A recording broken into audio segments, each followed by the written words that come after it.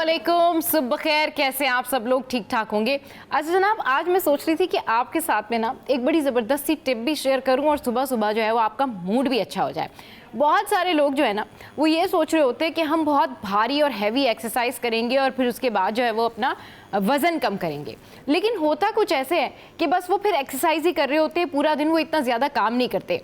लेकिन आपको एक एक्टिव स्मार्ट टिप बताऊं जो कि मुझसे लोग बहुत सारे पूछते कि आप तो जिम जाती होंगी या फिर आप तो एक्सरसाइज करती होंगी या आप तो डाइट करती होंगी। भाई मैं बिल्कुल भी जिम नहीं जाती, मैं बिल्कुल भी कोई एक्सरसाइज नहीं करती और मैं बिल्कुल भी कोई डाइट नहीं करती। अगर मुझे भूख लगती है तो मैं 2 चॉकलेट्स भी खा लेती हूँ, खाना भी खा लेती हूँ और सारा कुछ खा लेती हूँ। लेकिन क्या ऐसा है कि जो आपको फिट रखता है? क्या ऐसा है जो आपको जो है वो इतना एक्टिव रखता है? अच्छा, इसका राज ये है कि अपने काम खुद किया करें। जी हाँ, जब आप अपने काम करते हैं खुद तो फिर उससे आपको मिलता है फ़ायदा ये कि जो छोटे छोटे काम आप करते हैं ना, कि जैसे अपनी चीज़ें खुद साफ़ कर ली, अपने बैग से खुद सामान निकाल लिया, आपने छोटे छोटे काम कर लिए, कोई ग्लास रखा हुआ है उठ के उसको खुद इधर उधर कर लिया। यानी जो सराउंडिंग में बहुत सारे ऐसे लोग जिनके सर्वेंट्स होते हैं वो हर काम उन्हीं से करा रहे होते हैं, अपना कमरा भी नहीं साफ़ कर रहे होते। तो जब आप अपना काम खुद करेंगे ना तो आपकी एनर्जी होती है बर्न, और जब आपकी एनर्जी बर्न हो रही होती है तो डेफिनेटली आपका जो फैट है वो भी रिड्यूस हो रहा होता है। तो बहुत सारे ऐसे सुस्तुल वजूद लोग जो कि अपने काम खुद नहीं करते, देखें आप अपनी सराउंडिंग में भी चेक कीजिएगा कि वो जो है उनका जो वज़न है वो भी ज़्यादा दुगना होता है और वो इतने एक्टिव भी नहीं होते। अच्छा, अब कुछ बात कर लेते हैं हम कि जो ब्रांड्स होती हैं या जो बेबी ब्रांड्स होती हैं या जो दीगर चीज़ें होती हैं वो हमें पता नहीं होता कि हम कहाँ से लें, कहाँ से सिलेक्ट करें। लेकिन आज हम आपको शो में इस हवाले से भी बताएंगे। अब हम कुछ बात करते हैं कि जी आज दिन भर ट्रैफिक की क्या सूरत हाल रहेगी, क्योंकि शो के शुरू में ना सबसे पहले ट्रैफिक की बात कर लेते हैं। तो आज दिन भर ट्रैफिक की क्या सूरत हाल रहेगी, इस हवाले से जो है वो हम आपको अपडेट कर रहे हैं और हम आपको बताते हैं कि भाई मामूल के मुताबिक जो है वो आज ट्रैफिक चलेगा। मामूल के मुताबिक जो है कोई ऐसी ख़ास SOP तो जारी नहीं की गई है ट्रैफिक से रिलेटेड कि कोई ख़ास बड़ी कोई ख़ास जो है वो SOP हो। अच्छा, अब कुछ हम बात करते हैं कि आज की जो हमारी पहली वीडियो है, यानी कि वो पहली जो टिप है आज की हमारी, वो क्या है, जिसमें हम आपको बताते हैं कि जब आपने अपने बच्चों को नहलाना हो, छोटे जो बेबीज़ होते हैं, जब आपने उनको नहलाना हो तो आप किस तरीके से उनके जो है वो कानों में जो पानी जाता है उसको बचा सकते हैं और किस टिप से नहला। अच्छा जनाब, तो आपने देखी ये ज़बरदस्ती टिप और हमने आपको बार बार भी इसलिए दिखाई कि आप जो है ये टिप देख लें और आपको ये समझ में आ जाए कि जब छोटे बच्चों को नहलाना होता है तो किस तरीके से फिर आप लोग जो है ये तरीका इख्तियार कर सकते हैं। अच्छा, एक और चीज़ मैं आपके साथ में जो है वो डिस्कस करना चाहूँगी एंड दैट्स रियली इम्पॉर्टेंट। आप लोग इसके बारे में क्या सोचते हैं और समझते हैं ये ज़रूर बताइएगा।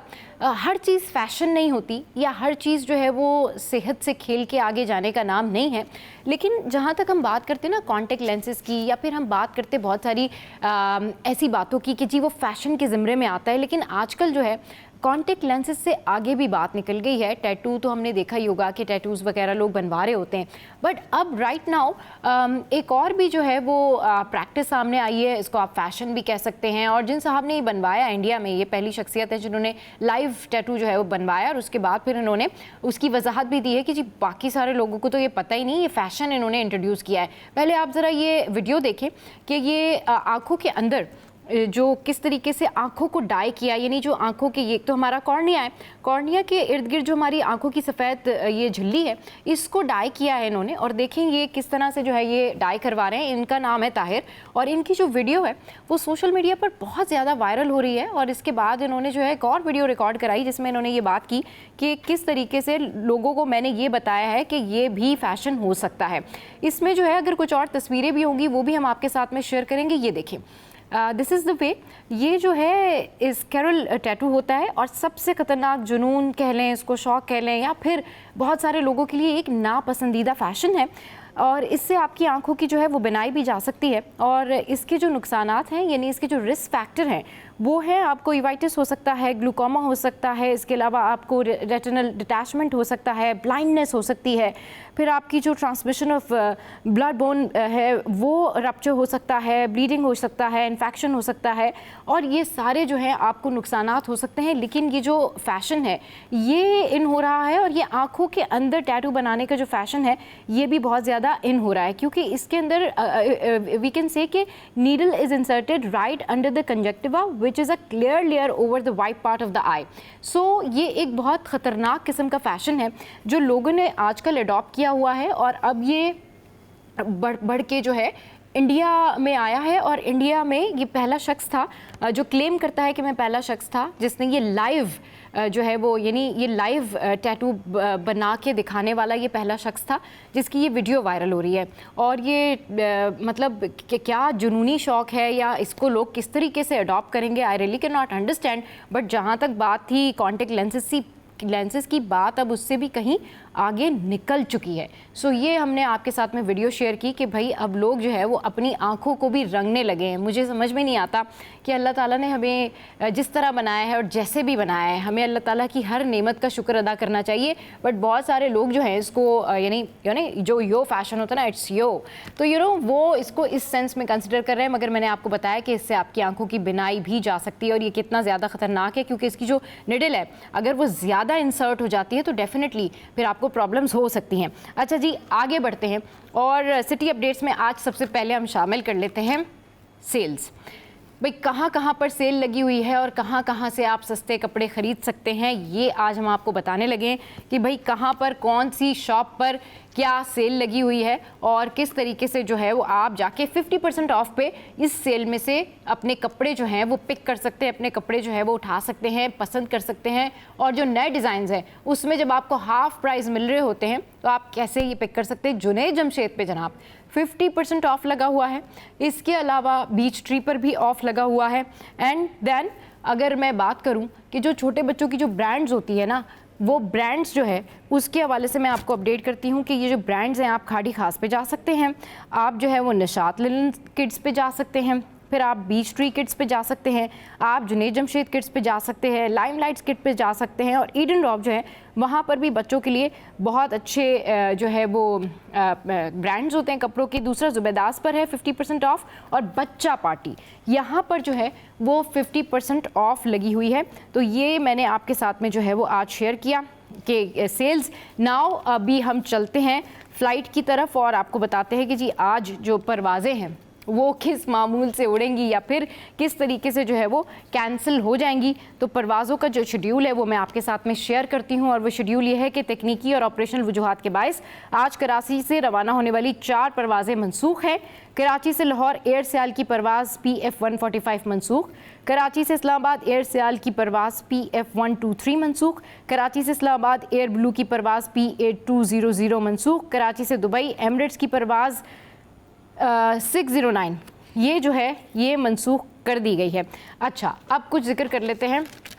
उड़ान छुड़ान की बातें हो गई, वापस ज़मीन पे आते हैं। और ज़मीन पे जो है वो सुबह सुबह ख़वातीन जो हैं वो ये सोच रहे होते कि पकाना क्या है। तो भाई जिन्होंने दालें पकानी है वो दालों के रेट सुन लें, और दालों के रेट में जो है वो हम आपको बताते हैं कि आज दालों के रेट्स जो हैं वो क्या रहेंगे। वैसे आज जो है वो देखते कि कुछ रेट में आप लोग जाके जब ख़रीदेंगे तो आप लोगों को जो है वो किस रेट पे आप लोगों को मिलते हैं, लेकिन एक्चुअल जो कमिश्नर कराची के रेट है वो मैं आपके साथ में शेयर करती हूँ। एंड दैट इज़ दाल मूंग 409, दाल चना 369, दाल मसूर 295, दाल साबुत मसूर 279, दाल माश 525, वाइट चना 369, ब्लैक चना 299, रेड लोबिया 600 और वाइट लोबिया जो है ये है 409।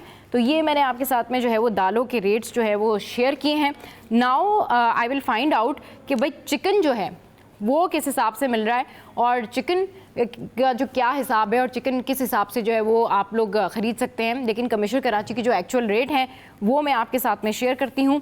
अच्छा, बहुत सारे लोग जो है ना वो चिकन खाने के शौकीन होते हैं, और उनको बड़ा शौक़ होता है कि वो जो है वो चिकन खाएँ और ये चिकन ख़रीदें। अच्छा जनाब, चिकन की जो रेट्स हैं वो डेफिनेटली गोश्त आपको 640 रुपये मिल जाएगा। Now we will come back और फिर अब हम बात करते हैं कि जी आज का मौसम कैसा रहेगा। और आज का जो मौसम है, मौसम के हवाले से अगर मैं बात करूं तो मौसम का हाल जान लेते हैं कि आज का मौसम। तो हियर वी गो नाउ। अच्छा जी, आज का जो मौसम है वो रहेगा 11 बजे 22 सेंटीग्रेड, 12 बजे 24 सेंटीग्रेड, 1 बजे 24 सेंटीग्रेड और फिर 2 बजे 25 सेंटीग्रेड जो है वो मौसम रहेगा। अच्छा, अब ये मौसम तो हमने आपके साथ में शेयर किया। करेंसी रेट्स हम आपके साथ में शेयर करते हैं। करेंसी रेट्स क्या रहेंगे? So here we go now. Currency rates रहेंगे ऑस्ट्रेलियन डॉलर 176, फिर उसके बाद कैनेडियन डॉलर 197, फिर उसके बाद यूरो जो है वो 290 और उसके बाद फिर कुवैती दिनार जो है वो 905 रहेगा। Now let's see what we have next. उसके बाद यूके पाउंड जो है वो 345 रहेगा, फिर सऊदी रियाल जो है वो 74.65 रहेगा, फिर स्विस फ्रैंक जो है वो 306 रहेगा और फिर यूएस डॉलर जो है वो रहेगा जनाब 281 पर। So now we will talk about हमारे पास क्या है नेक्स्ट। अच्छा, हमारे पास जो है गोल्ड प्राइस है, तो जल्दी से चलते हैं और गोल्ड प्राइस जानते हैं कि जी आज गोल्ड प्राइजेस क्या हैं। तो all Pakistan James and jewellers association के मुताबिक 1 तोला सोना 300 रुपये के इजाफे से 2,83,200 रुपये का हो गया। फिर 10 ग्राम सोना 257 रुपये के इजाफे से 2,42,798 रुपये का हो गया। फिर उसके बाद आलमी मार्केट में फ़ी ऑन सोना $3 के इजाफे से $2,711 का हो गया है। एंड नेक्स्ट, 1 तोला चांदी 3,372 रुपये बरकरार रही है। तो ये तो मैंने आपके साथ में जो है वो गोल्ड के प्राइस शेयर किए हैं। Now we will talk about some kind of sports. अच्छा जनाब, लोगों से गलतियां हो जाती हैं और लोग अपनी गलतियों पर माफ़िया भी मांग लेते हैं, लेकिन बड़े वो लोग होते हैं जो माफ़ी मांग लेते हैं और फिर उसके अलावा दूसरा सामने वाला अगर आपको माफ़ कर दे तो। अच्छा, अब ये जो एक वाक़या हुआ है ये मैं आपके साथ में शेयर करती हूँ। And it's about Australian TV channel host Tony Jones ने अपने नस्ली इम्तियाज़ के हामिल जुमलों पर नोवाक जोकोविच से माफ़ी मांग ली। अब ये मामला क्या है, इस हवाले से आपको बताते हैं कि सर्बिया से ताल्लुक़ रखने वाले मजमूई तौर पर 24 ग्रैंड स्लैम जीतने वाले दुनिया के वाहिद खिलाड़ी नोवाक जोकोविच ने ऑस्ट्रेलियन ओपन में क्वार्टर फाइनल जीतने के बाद कोर्ट में इंटरव्यू देने से इनकार कर दिया था। अब ये जब इन्होंने इनकार किया तो फिर ये सारा मामला सामने आया। उस पर बैनुल अक़वामी मीडिया के मुताबिक खेल के बाद न्यूज़ कॉन्फ्रेंस के दौरान जोकोविच ने कहा कि ऑस्ट्रेलियन होस्ट जॉन्स ने सर्बिया के शायकीन का मजाक उड़ाया, जो मेरे लिए तौहीन आमेज़ है। Now next, TV host Jones के मुताबिक उन्होंने मजाकन ये सब कहा था। उन्होंने कहा कि ये मेरा उमूमी अंदाज़ है और मैं इस तरह करता हूँ। मुझे ऑस्ट्रेलियन टेनिस की जानिब से इस हवाले से आगाह किया गया कि जोकोविच के कैंप में मेरे तबसरों को नापसंद किया जा रहा है। टीवी होस्ट जॉन ने यह भी कहा कि मैं जोकोविच और सर्बिया के टेनिस से के जो शायकीन हैं उनसे माफ़ी मांगता हूं जिनको मैंने मायूस किया था। तो जनाब, तो ये तो हो गई है माफ़ी तलाफ़ी, और अगर आप बड़े स्टार्स के साथ ऐसा करेंगे तो फिर ऐसा तो होगा। तो आपको देखना चाहिए कि आप ऐसी गलतियाँ ना करें कि जिसके ऊपर बार बार आपको जो है वो मांगनी पड़े माफ़ी, लेकिन रिप्लाई करना भी बड़ा ज़रूरी होता है, और ख़ास तौर पे रिएक्शन जब पड़ोसी मुल्क से आ रहा हो। तो ये रिएक्शन जो पड़ोसी मुल्क से आया है ये था, राखी सावंत ने वहाँ से एक सवाल भेजा था जिसका जवाब दिया है हानिया आमिर ने उन्हीं के अल्फाज। अच्छा जनाब, तो ये तो हो गए हानिया आमिर। नाउ नेक्स्ट, अभी आपके साथ में हम शेयर करते हैं कि what are the photoshoots and all. तो जो हमारे एक्ट्रेस है ना, उन्होंने बड़ा ज़बरदस्त ये फ़ोटोशूट किया है। तो आपको दिखाते हैं कि ये किसकी बहन है और इन्होंने फ़ोटोशूट किया है बड़ा ज़बरदस्त सा। So here we go now. Welcome back. तो टॉप स्टोरीज़ हम जानेंगे, लेकिन उससे पहले हमारी करस्पॉन्डेंट हमें अक्सा ने ज्वाइन किया, उनसे मौसम का हाल जानते हैं। अक्सा, गुड मॉर्निंग, कैसी हैं आप? कैसे देख रही हैं मौसम को? कहाँ मौजूद हैं? गुड मॉर्निंग सबा, हम बिल्कुल ठीक ठाक। आप बताएं, आपके क्या हाल हैं? जी मेरे हाल बिल्कुल ठीक ठाक हैं, और सुबह सुबह तो आपको पता है कि क्या हाल होता है, तो आपको तो पता है हालात। फिर सुबह सुबह ठंड भी लग रही होती है, दीगर मामलात भी होते हैं और दीगर इश्यूज़ भी होते हैं। और अभी आप कहाँ पर मौजूद हैं, आप ये बताएं, आपके क्या हाल चाल हैं? अल्हम्दुलिल्लाह हम इस वक्त मौजूद है हिल पार्क में, और हिल पार्क का मौसम खासा खुशगवार है, लेकिन सर्दी की शिद्दत में कमी महसूस की जा रही है। जो हवा में नमी का तनासुब है वो ज़ायद होने के बायस कराची में सर्दी की शिद्दत में कमी रिकॉर्ड की जा रही है। इसी के साथ मैं आपको सबा ये भी बताती चलूँ कि बलूचिस्तान में जो है मगरिबी हवाओं का नया स्पेल असरअंदाज हुआ है, जिसके बायस कराची में हवा में नमी का तनासुब ज़ायद हुआ है, तो गर्मी की शिद्दत कम महसूस की जा रही है। आज दिन के औकात में ज़्यादा ज़्यादा से ज़्यादा जो दर्जा हरारत है वो 26 से 28 डिग्री तक रहने का इम्कान है, जिसके बायस जो है गर्मी आज थोड़ी हमें महसूस की जाएगी, हम सर्दी के मज़े नहीं ले पाएंगे। लेकिन महकमा मौसमियात ने यह पेशगोई भी कर दी है कि 24 से 26 जनवरी के दरमियान सर्दी की शिद्दत में इजाफा होगा, पारा जो है वो सिंगल डिजिट में जाएगा और इस वक्त शहर का जो मौजूदा दर्जा हरारत है वो 22 डिग्री सेंटीग्रेड है। ये तो बात हो गई है मौसम की कि मौसम की क्या सूरत हाल है, और लेकिन इसी के साथ AQI के मुताबिक शहर में फ़िज़ाई आलूदगी के भी डेरे हैं। जो कराची है वो इस वक्त पाकिस्तान के पहले नंबर पर मौजूद है आलूदगी में, और हवा में आलूदा ज़रात की जो मिकदार है वो 227 पार्टिकुलर मीटर्स रिकॉर्ड की जा रही है। इसी के साथ साथ कराची के भी कुछ इलाके हैं जो आलूदा तरीन करार दिए गए हैं और उनका AQI भी 200 से तजावुज़ कर गया है। तो तिब्बी माहिरीन ने शहरियों को एहतियाती तदाबीर इख्तियार करने की हिदायत दी है। इसी के साथ हम देखते हैं कि हिल पार्क में भी आज आवाम का इतना रश नहीं है जितना कि आम तौर पर होता है। लोग अपने घरों में ही हैं और वर्किंग डेज़ भी हैं, तो कुछ अपने काम पर मसरूफ़ हैं। चले जी, कुछ अपने काम पर मसरूफ़ हैं। ठीक है अक्सा, आपने अपडेट किया मौसम की सूरत हाल के हवाले से, आपका बहुत शुक्रिया। अब हमारे ब्यूरो चीफ कराची अशरफ भाई ने हमें ज्वाइन किया है, साथ साथ महराज भाई ने हमें ज्वाइन किया है, और आज हमारी जो टॉप स्टोरीज हैं उसमें सबसे पहले हम बात करते हैं ये जो गैर कानूनी कुंडा माफिया है। एक तरफ तो हम ये बात कर रहे होते हैं ना कि भाई के इलेक्ट्रिक की तरफ से इतने भारी भारी बिल आते हैं, लेकिन बहुत सारी लोड शेडिंग की वजूहात, बहुत सारे जो प्रॉब्लम्स होते हैं वो इस वजह से भी होते हैं कि जो कुंडा माफिया सरगर्म है इसकी इनसाइड स्टोरी क्या है और कल क्या कुछ हुआ। अशरफ भाई ज़रा बताएं हमारे नाजरीन को कि कल जो है वो सिटी 21 ने अपने नाजरीन को बताया कि करंट क्या सिचुएशन है और किस तरह से पथराव किया गया, हंगामा आराई हुई, उस हवाले से बताएं। देखिए सब एक चीज़ समझनी होगी, 2 साल में बिजली की कीमत इतनी ज़्यादा बढ़ गई है तो गरीब आदमी की पहुँच से दूर हो गई। जो लोग चोरी नहीं भी करते थे बिजली तो मजबूर हो गए, क्योंकि जिसका बिल 2000 3000 आता था, 6000 7000 इतना तो किराए में है ना। अब लाइन्स एरिया का ये ABC ने जो एरिया है वहाँ पे ये हुआ है, और वहाँ बंडल केबल, अगर आपने देखा होगा जहाँ चोरी ज़्यादा होती थी तो के इलेक्ट्रिक की जम से बंडल केबल लगे, यानी कि जो वायर है उसके ऊपर रबड़ की मोटी सी सील लगी हुई है ना। उसके बावजूद भी लोगों ने मिला के वहाँ पे के इलेक्ट्रिक के अमले से मिल के, और कल मेरे साथ तर्जुमान भी थे, उनको मैंने कैटेगोरिकली कहा कि के इलेक्ट्रिक का अमला ही मिल के जब वो लगाता है कुंडे और चोरी कर रहे होते हैं। अब ये चोरी का मामला ये है कि एग्जाम्पल लें कि आप अगर किसी इलाके में रहते हैं, जैसे मैं हूँ गुलशन में या महराज भाई रहते हैं तो तारिक रोड में, तो वहाँ पे अगर आप देखें 100 घर हैं, 100 में से 10 घर चोरी कर रहे हैं, तो आप यकीन करें वो जो बाकी 90 घर हैं ना वो लोड शेडिंग में आ जाते हैं। अब सूरत हाल ये है कि वहाँ पे के इलेक्ट्रिक ने जब देखा कि 27 करोड़ रुपए यहाँ के वाजिबल अदा रकम हो गई कि बिजली के बिल नहीं दे रहे थे और चोरी कर रहे थे, जब वो जाके उन्होंने काट दी थी बिजली, और उसके बाद जो कर रहे थे वो कुंडा हटाने गई थी टीम के इलेक्ट्रिक की, और 7 लोगों को, टोटल 15 लोग ज़ख्मी हुए जो टीमें थी अलग अलग, और 7 लोग शदीद ज़ख्मी हुए हैं, जिसमें 2 लोग की हालत है जिसकी आंख पे आपने देखा होगा, कल हमने चलाई कि उसको बैंडेज लगी, आंख पे भी उसको वो हुई है। बाकी एक के पैर में हुआ है राइट साइड पे, फिर वो ज़ख्मी भी उसको मारा है। आप सोचें वो भी किसी के बच्चे हैं, किसी का बाप है, किसी को, अब वो अपना काम करना है एक इदारे का। अब अगर आप हम मुल्क के दीगर इदारों में जाएं तो के इलेक्ट्रिक तो प्राइवेट एंटिटी है ना, अगर मुल्क में जाएं आप जाके पंजाब में देखें वो कैसे एक्शन कर रहे हैं, वो तो पूरा ही उखाड़ के PMT ले जा रहे हैं, ना रहेगी बांस ना बजेगी बांसुरी, मतलब कि PMT ले गए तो बिजली नहीं है तो किससे चोरी करोगे। यहाँ तो जाके कुंडे के खिलाफ कार्रवाई हो रही थी और वहाँ के लोगों ने आके मतलब के देखें। अब सिचुएशन ये है कि आपके वज़ारत दाखिला और इंटीरियर मिनिस्ट्री ने साफ कहा है कि बिजली चोरी के खिलाफ सख्त से सख्त कार्रवाई की जाए।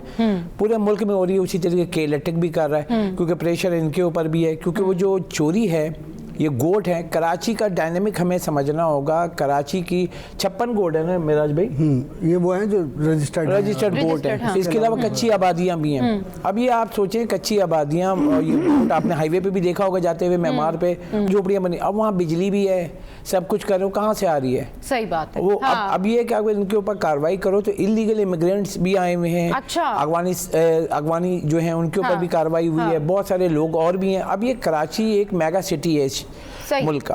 अब वहाँ पे जब जाके एक एंटिटी प्राइवेट एक ही इदारा है बिजली का, वो है के इलेक्ट्रिक। अब वो बिजली चोरी के खिलाफ एक्शन कर रहा है, तो आप सोचें यार कि 7 लोगों को इतनी बुरी तरीके से मारा है। सही। और वो कोई वो तो नहीं है ना, वो तो वहीं हम में से ही है, वहाँ नौकरी कर रहे हैं। अफसोस ये हुआ था कि वो अब वो उनको भी जो आए इमरान राना है जो चीफ स्पोक्समैन है के इलेक्ट्रिक के, उन्होंने ये कहा कि उनको सिर्फ उन लोगों को वो लगा कि वो बंदा जो था उसकी आंख जाया ना हो जाए, उससे डरे में जो उसको ये पूरी लगी और ये क्योंकि सूजा हुआ था। तो इस वक्त तो उन्होंने वहाँ पे इमरजेंसी ट्रीटमेंट करे, टाँके आए, वो पत्थर मारे हैं यार। सही। मतलब आप एक बंदा है, मतलब खुदा का खौफ करें यार। एक तो बिजली चोरी कर रहे हैं, मैं इनके बिल्कुल खिलाफ हूँ, कोई फेवर नहीं देनी चाहिए, और ऊपर से आप उनको मार रहे हैं यार। मतलब आप सोचें इंसानी जान, मैं खड़ा हुआ अगर मैं रिपोर्टिंग कर रहा हूँ, आप क्या आके मुझे मारेंगे? मतलब आप कोई इंसान हो यार। आप मतलब आप सोचें तो अगर आप चोरी भी कर रहे हैं तो आप उसकी बात करें, वहाँ पे है ऑप्शंस हैं, वो आपको लगा देंगे भाई, मीटर लगा देंगे, वो करा देंगे, कनेक्शन लगा देंगे। लेकिन ऐसा किसी को इजाज़त नहीं, किसी एक इंसान को आप इस तरीके से, मतलब यार जानवर की तरह मारा है। बात वही है ना कि किस तरीके से ये इतना इनह्यूमन बिहेवियर किस तरह से रखा जाता है। अच्छा अशरफ भाई, उसके बाद फिर आपने जब ये खबर रिपोर्ट की, फिर उसके बाद आपने क्या देखा, क्या वहाँ पर फिर करंट सिनेरियो रहा, फिर जो जिम्मेदारान थे उनका क्या फिर एक्शन सामने आया? एक्शन ये हुआ कि रात गए जो है, क्योंकि वो पीछे लगे हुए थे, उन्होंने इससे पहले भी कार्रवाई की थी, FIR कट गई है, नामजद किया 15 लोगों को, और जो वीडियो में थे, क्योंकि वीडियो इन लोग के भी लोग भी बना रहे थे, फिर लोगों ने वायरल भी की है, वो वीडियो भी आपने देखी होगी कि किस तरीके से मतलब फतराव आप कर रहे हैं। वो जो फतराव कर रहा था, जो करीब में उनको हिट किया है उन्होंने, और क्योंकि जख्मी हुए थे, क्योंकि MLO बनती है, मेराज भाई इसमें बताएंगे डिटेल, और क्योंकि उसकी जान को जब खतरा हो ना, बहुत बड़ा कंसर्न होता है। दो की हालत नाजुक थी, क्योंकि किसी की आंख चली जाए, बिल्कुल किसी को हर्ट हो गया, किसी की आंख FIR कट गई है। अच्छा FIR कट गई है। अब FIR के बाद वाला जो मामला है, मेराज भाई बताएंगे कि वो 15 लोग नामजद फिर उसकी जो पूरी स्टोरी है, उसका जो फॉलोअप है, फिर वो क्या रहा कल के बाद? देखिए मुकदमा दर्ज हुआ है, कुछ लोगों को हिरासत पुलिस ने, और बाकी जिस तरह अशरफ भाई ने बताया, तो ये तो वही बात होगी कि चोरी और फिर सीना जोरी। बिल्कुल सही कह रहे हैं। चले बिजली चोरी की गई। अच्छा देखिए, वो मसाइल अपनी जगह पर हैं, गुर्बत की, महंगाई के इश्यूज हैं, जेब पर भारी पड़ रहा है, जाहिर सी बात है, बिल भी ज़्यादा आ रहे हैं, सही बात है। लेकिन बहरहाल इतनी मतलब जो परमिशन किसी को भी नहीं होनी चाहिए कि वो किसी को जान से मारने की नीयत से जो है उसको पत्थर मारे या उसको तशद्दुद का निशाना बनाए। तो बड़ा अफसोसनाक वाक़या पेश आया था, और इसमें ABC लाइन में, और इस पर मुकदमा हुआ है। जाहिर सी बात है, मुद्दईयत में इनकी के इलेक्ट्रिक के जो इंतजामिया इनकी मुद्दईयत में हुआ है, उसमें चंद लोगों को हिरासत में लिया गया है, और जाहिर सी बात है तमाम मुल्ज़िमान गिरफ्तार होंगे। गिरफ्तार करने के बाद जो है इनको फिर अदालत में पेश किया जाएगा, जहाँ से ये बेल वगैरह हासिल करेंगे अपनी। लेकिन मसला ये है कि एक जब मॉब होता है ना, बहुत सारे लोग एक जगह जमा होते हैं, तो उस वक्त पुलिस के लिए भी बड़ा प्रॉब्लम होता है, और जो इस तरह का ऑपरेशन करने के लिए आने वाले जो इदारे के एहलकार है, उनके लिए भी बड़ा प्रॉब्लम होता है कि कौन लोग थे, किसने पत्थर मारा था, किसने तशद्दुद ज़्यादा किया था, इस चीज़ को जो है देखना मुश्किल हो जाता है। लेकिन फिर भी बहुत सारी वीडियोस जो हैं वो जो एविडेंस के तौर पर उन्होंने पुलिस को भी पेश की हैं। तो पुलिस से हमारी बात हुई तो उनका ये कहना था कि चंद अफराद को, यानी कि 4 अफराद हैं जिनको अभी तक हिरासत में लिया हुआ है, और बाकी की जो इसमें नामजद मुल्ज़िमान हैं उनकी गिरफ्तारी के लिए छापे मारे जा रहे हैं, क्योंकि उस वाक़े के बाद वो लोग इलाके से चले गए थे। तो उनकी तलाश जारी है, उनको जल्द गिरफ्तार करने का भी उन्होंने कहा है। लेकिन बात फिर यही कहूँगा कि थोड़ा सा सब्र जो है ना, वो बहुत ज़रूरी है। हालात जैसे भी हो, इंसान को थोड़ा सब्र से काम लेना चाहिए। बिल्कुल ठीक कह रहे हैं कि हालात जैसे भी हो, इंसान को सब्र से काम लेना चाहिए। शो में यहाँ वक्त तो एक ब्रेक के बाद जब वापस आएंगे तो दीगर टॉप स्टोरी जो है वो आपके साथ में शेयर करेंगे। Stay with us, keep watching, sit here. Welcome back. तो जनाब मेराज भाई और अशरफ भाई हमारे साथ मौजूद हैं। अच्छा, कराची में जो है ना, वो इस तरह की चीज़ें हैं कि जो मेड्स हैं वो अब रखना भी जो है ना एक तरह का अजाब हो गया है कि अगर आप मेड्स रखते हैं ना, तो मेड्स किस तरह रखें, कैसे सिलेक्ट करें। भाई जिनके पास पुरानी मेड्स काम कर रही हैं उस हद तक तो ठीक है, वो चले उन्हें जानते भी हैं, फिर वो उनको काफ़ी अरसे से उनके साथ भी हैं, लेकिन ट्रस्ट करना ही मुश्किल हो गया। तो कराची वाले अब होशियार हो जाएं, और कराची वालों को ना थोड़े से होश के नाखून भी लेने चाहिए, क्योंकि हमें पता नहीं होता कि हमारे घर की बहुत सारी बातें या बहुत सारी चीज़ें, जो छोटी छोटी चीज़ें गायब हो जाती हैं, या हमारे घरों में जो चोरियाँ होती हैं या दीगर चीज़ें होती हैं, वो किस वजह से होती है। क्योंकि वो जो आपके घर में मेड आ रही होती है, या फिर आपका जो ड्राइवर है या माली है, या जो आपकी हाउस हेल्प है, कहीं ना कहीं हो सकता है, सब एक जैसे नहीं होते, लेकिन कहीं ना कहीं हो सकता है वो इन्वॉल्व हो। तो अब इस हवाले से C21 ने ये पूरी खबर ब्रेक की, लोगों को बताया कि भाई किस तरीके से ये पूरा एक माफिया है। ये कहना चाहिए ना, कुंडा माफिया के बाद आया है नया मेड माफिया।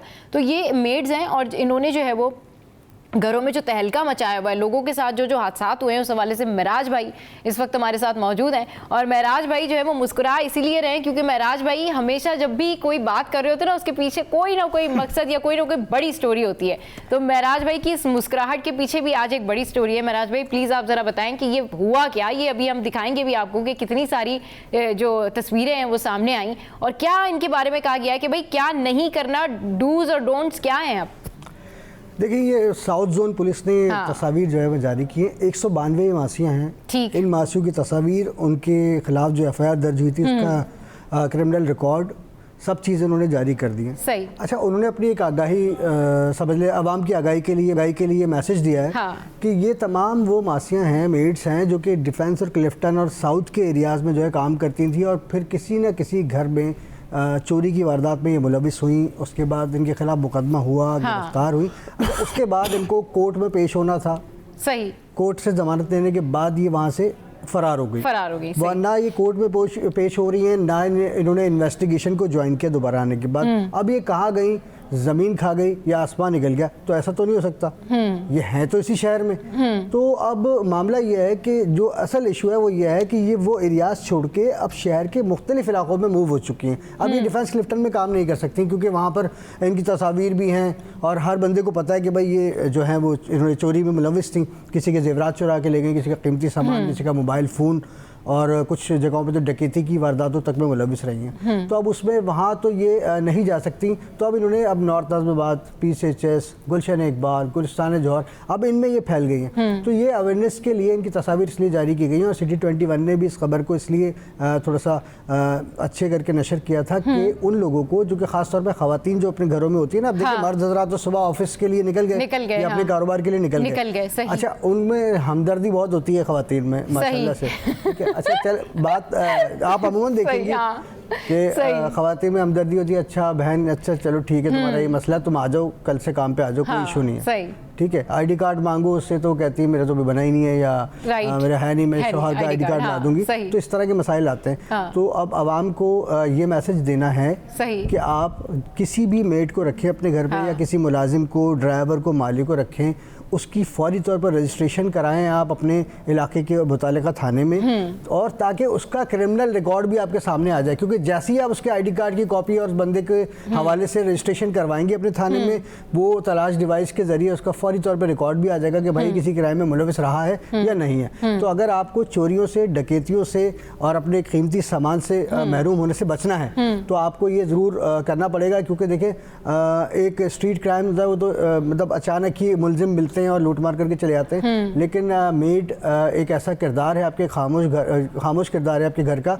जिसको एक एक चीज़ का पता होता है, एक एक मामूलात आपकी ज़िंदगी जो है उन सबका पता होता है। इस बात से मैं एग्री करूंगी और मैं चाहूंगी कहाँ, मतलब ये उनकी मालूमात ज़्यादा होती है, बहुत ज़्यादा मालूमात होती है। आपकी मेट्स को ये सब कुछ पता होता है कि आपने घर की कौन सी चीज़ कहाँ पर रखी हुई है, पूरा घर जो है वो उनके ऊपर चल रहा होता है। अच्छा अशरफ भाई इस बात पर जो है ना वो कमेंट करेंगे और अशरफ भाई इसकी कोई स्टोरी भी बताएं। अशरफ भाई आप इस तरह मुस्कुरा रहे जैसे वाकई कोई हादसा भी रोनुमा हो चुका है आपकी सराउंडिंग में या आपके खुदा ना खास्ता घर में, ज़रा कुछ ऐसा है तो बताएं। हुआ था, देखिए हमारे सोसाइटी है ना, तो गार्ड्स बैठे हुए हैं एग्जिट और एंट्री पे। राइट।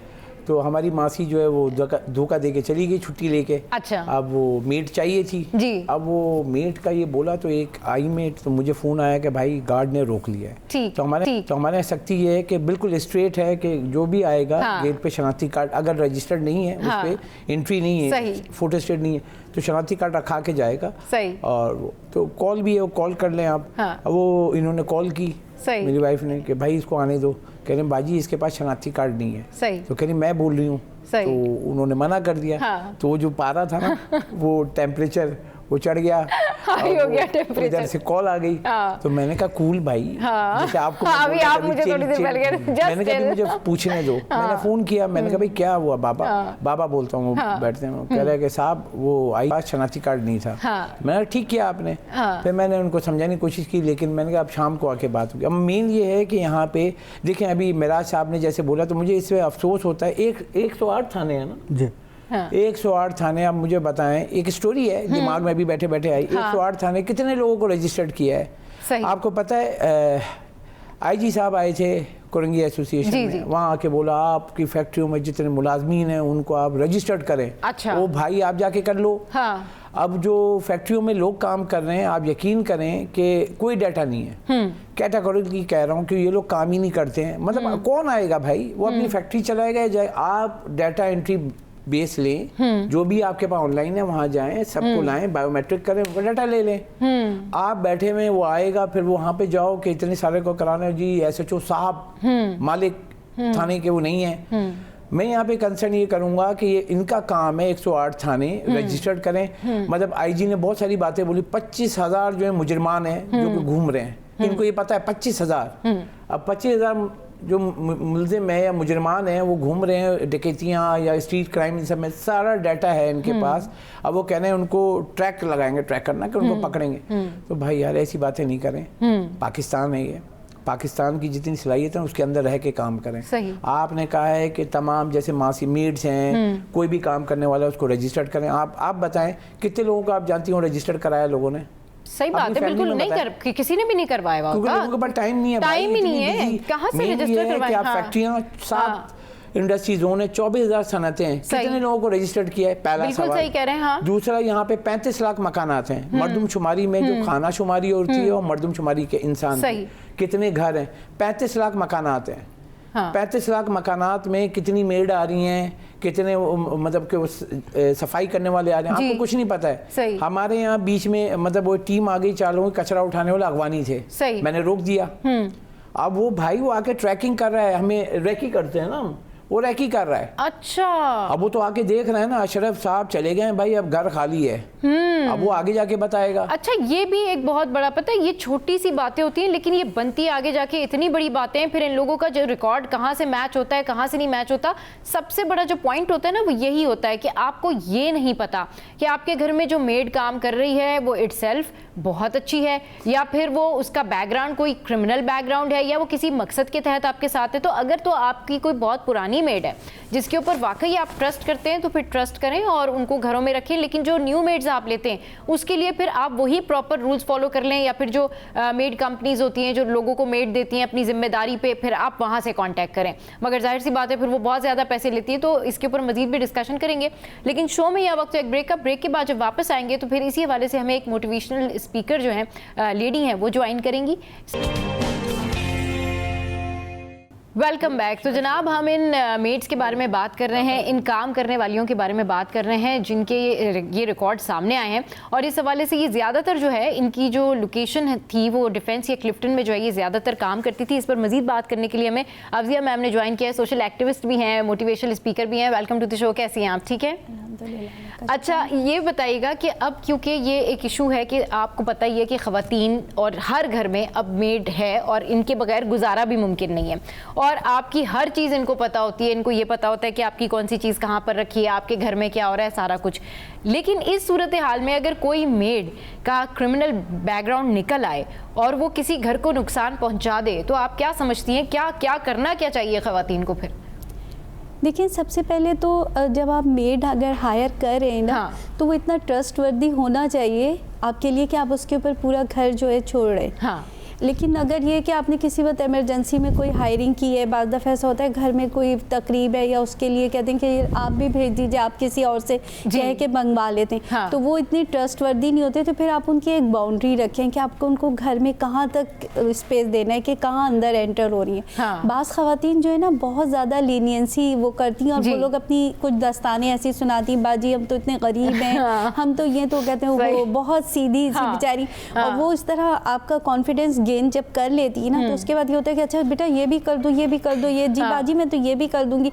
वो अब आपका कॉन्फिडेंस गेन करने के लिए आपको एक्स्ट्रा ऑर्डिनरी मतलब जो है ना काम का वो देती है ना। हाँ। तो उससे आप कहती हैं ये तो बहुत ही अच्छी वो है ना, बस ये यहीं पे सारी खराबी जो है ना वो आ जाती है। अच्छा, दूसरा ये कि ख़वातीन को भी ये चाहिए कि ये होता है कि एजेंसी के थ्रू अगर आप हायरिंग कर रही हैं तो वो जो है ना वो ज़्यादा बेटर होता है, क्योंकि उसमें कोई रिस्पॉन्सिबल तो होता है। लेकिन मैम आपने जैसे बात की ना कि वो एजेंसी के थ्रू हायरिंग वो बड़ी महंगी पड़ती है, वो मतलब एक आम घर में मतलब अगर एक मिडिल क्लास फैमिली है वो वहाँ से लेके हायरिंग नहीं कर सकती, क्योंकि वो फिर अपना कमीशन भी रखते हैं। और उसमें फिर एक और चीज़ भी होती है कि अगर आपने एजेंसी के थ्रू कोई मेड ली है तो वो 6 मंथ बाद या 3 मंथ्स बाद उसको चेंज करते हैं, वो फिर कंटिन्यूस नहीं होती। तो फिर आप डिस्टर्ब हो जाते हैं कि अभी पहले वाली जो मेड रखी है आपने उसके साथ सेट हुए, उसको सब कुछ समझाया, देन नेक्स्ट मेड फिर से आ गई, तो ये बड़ा मसला होता है।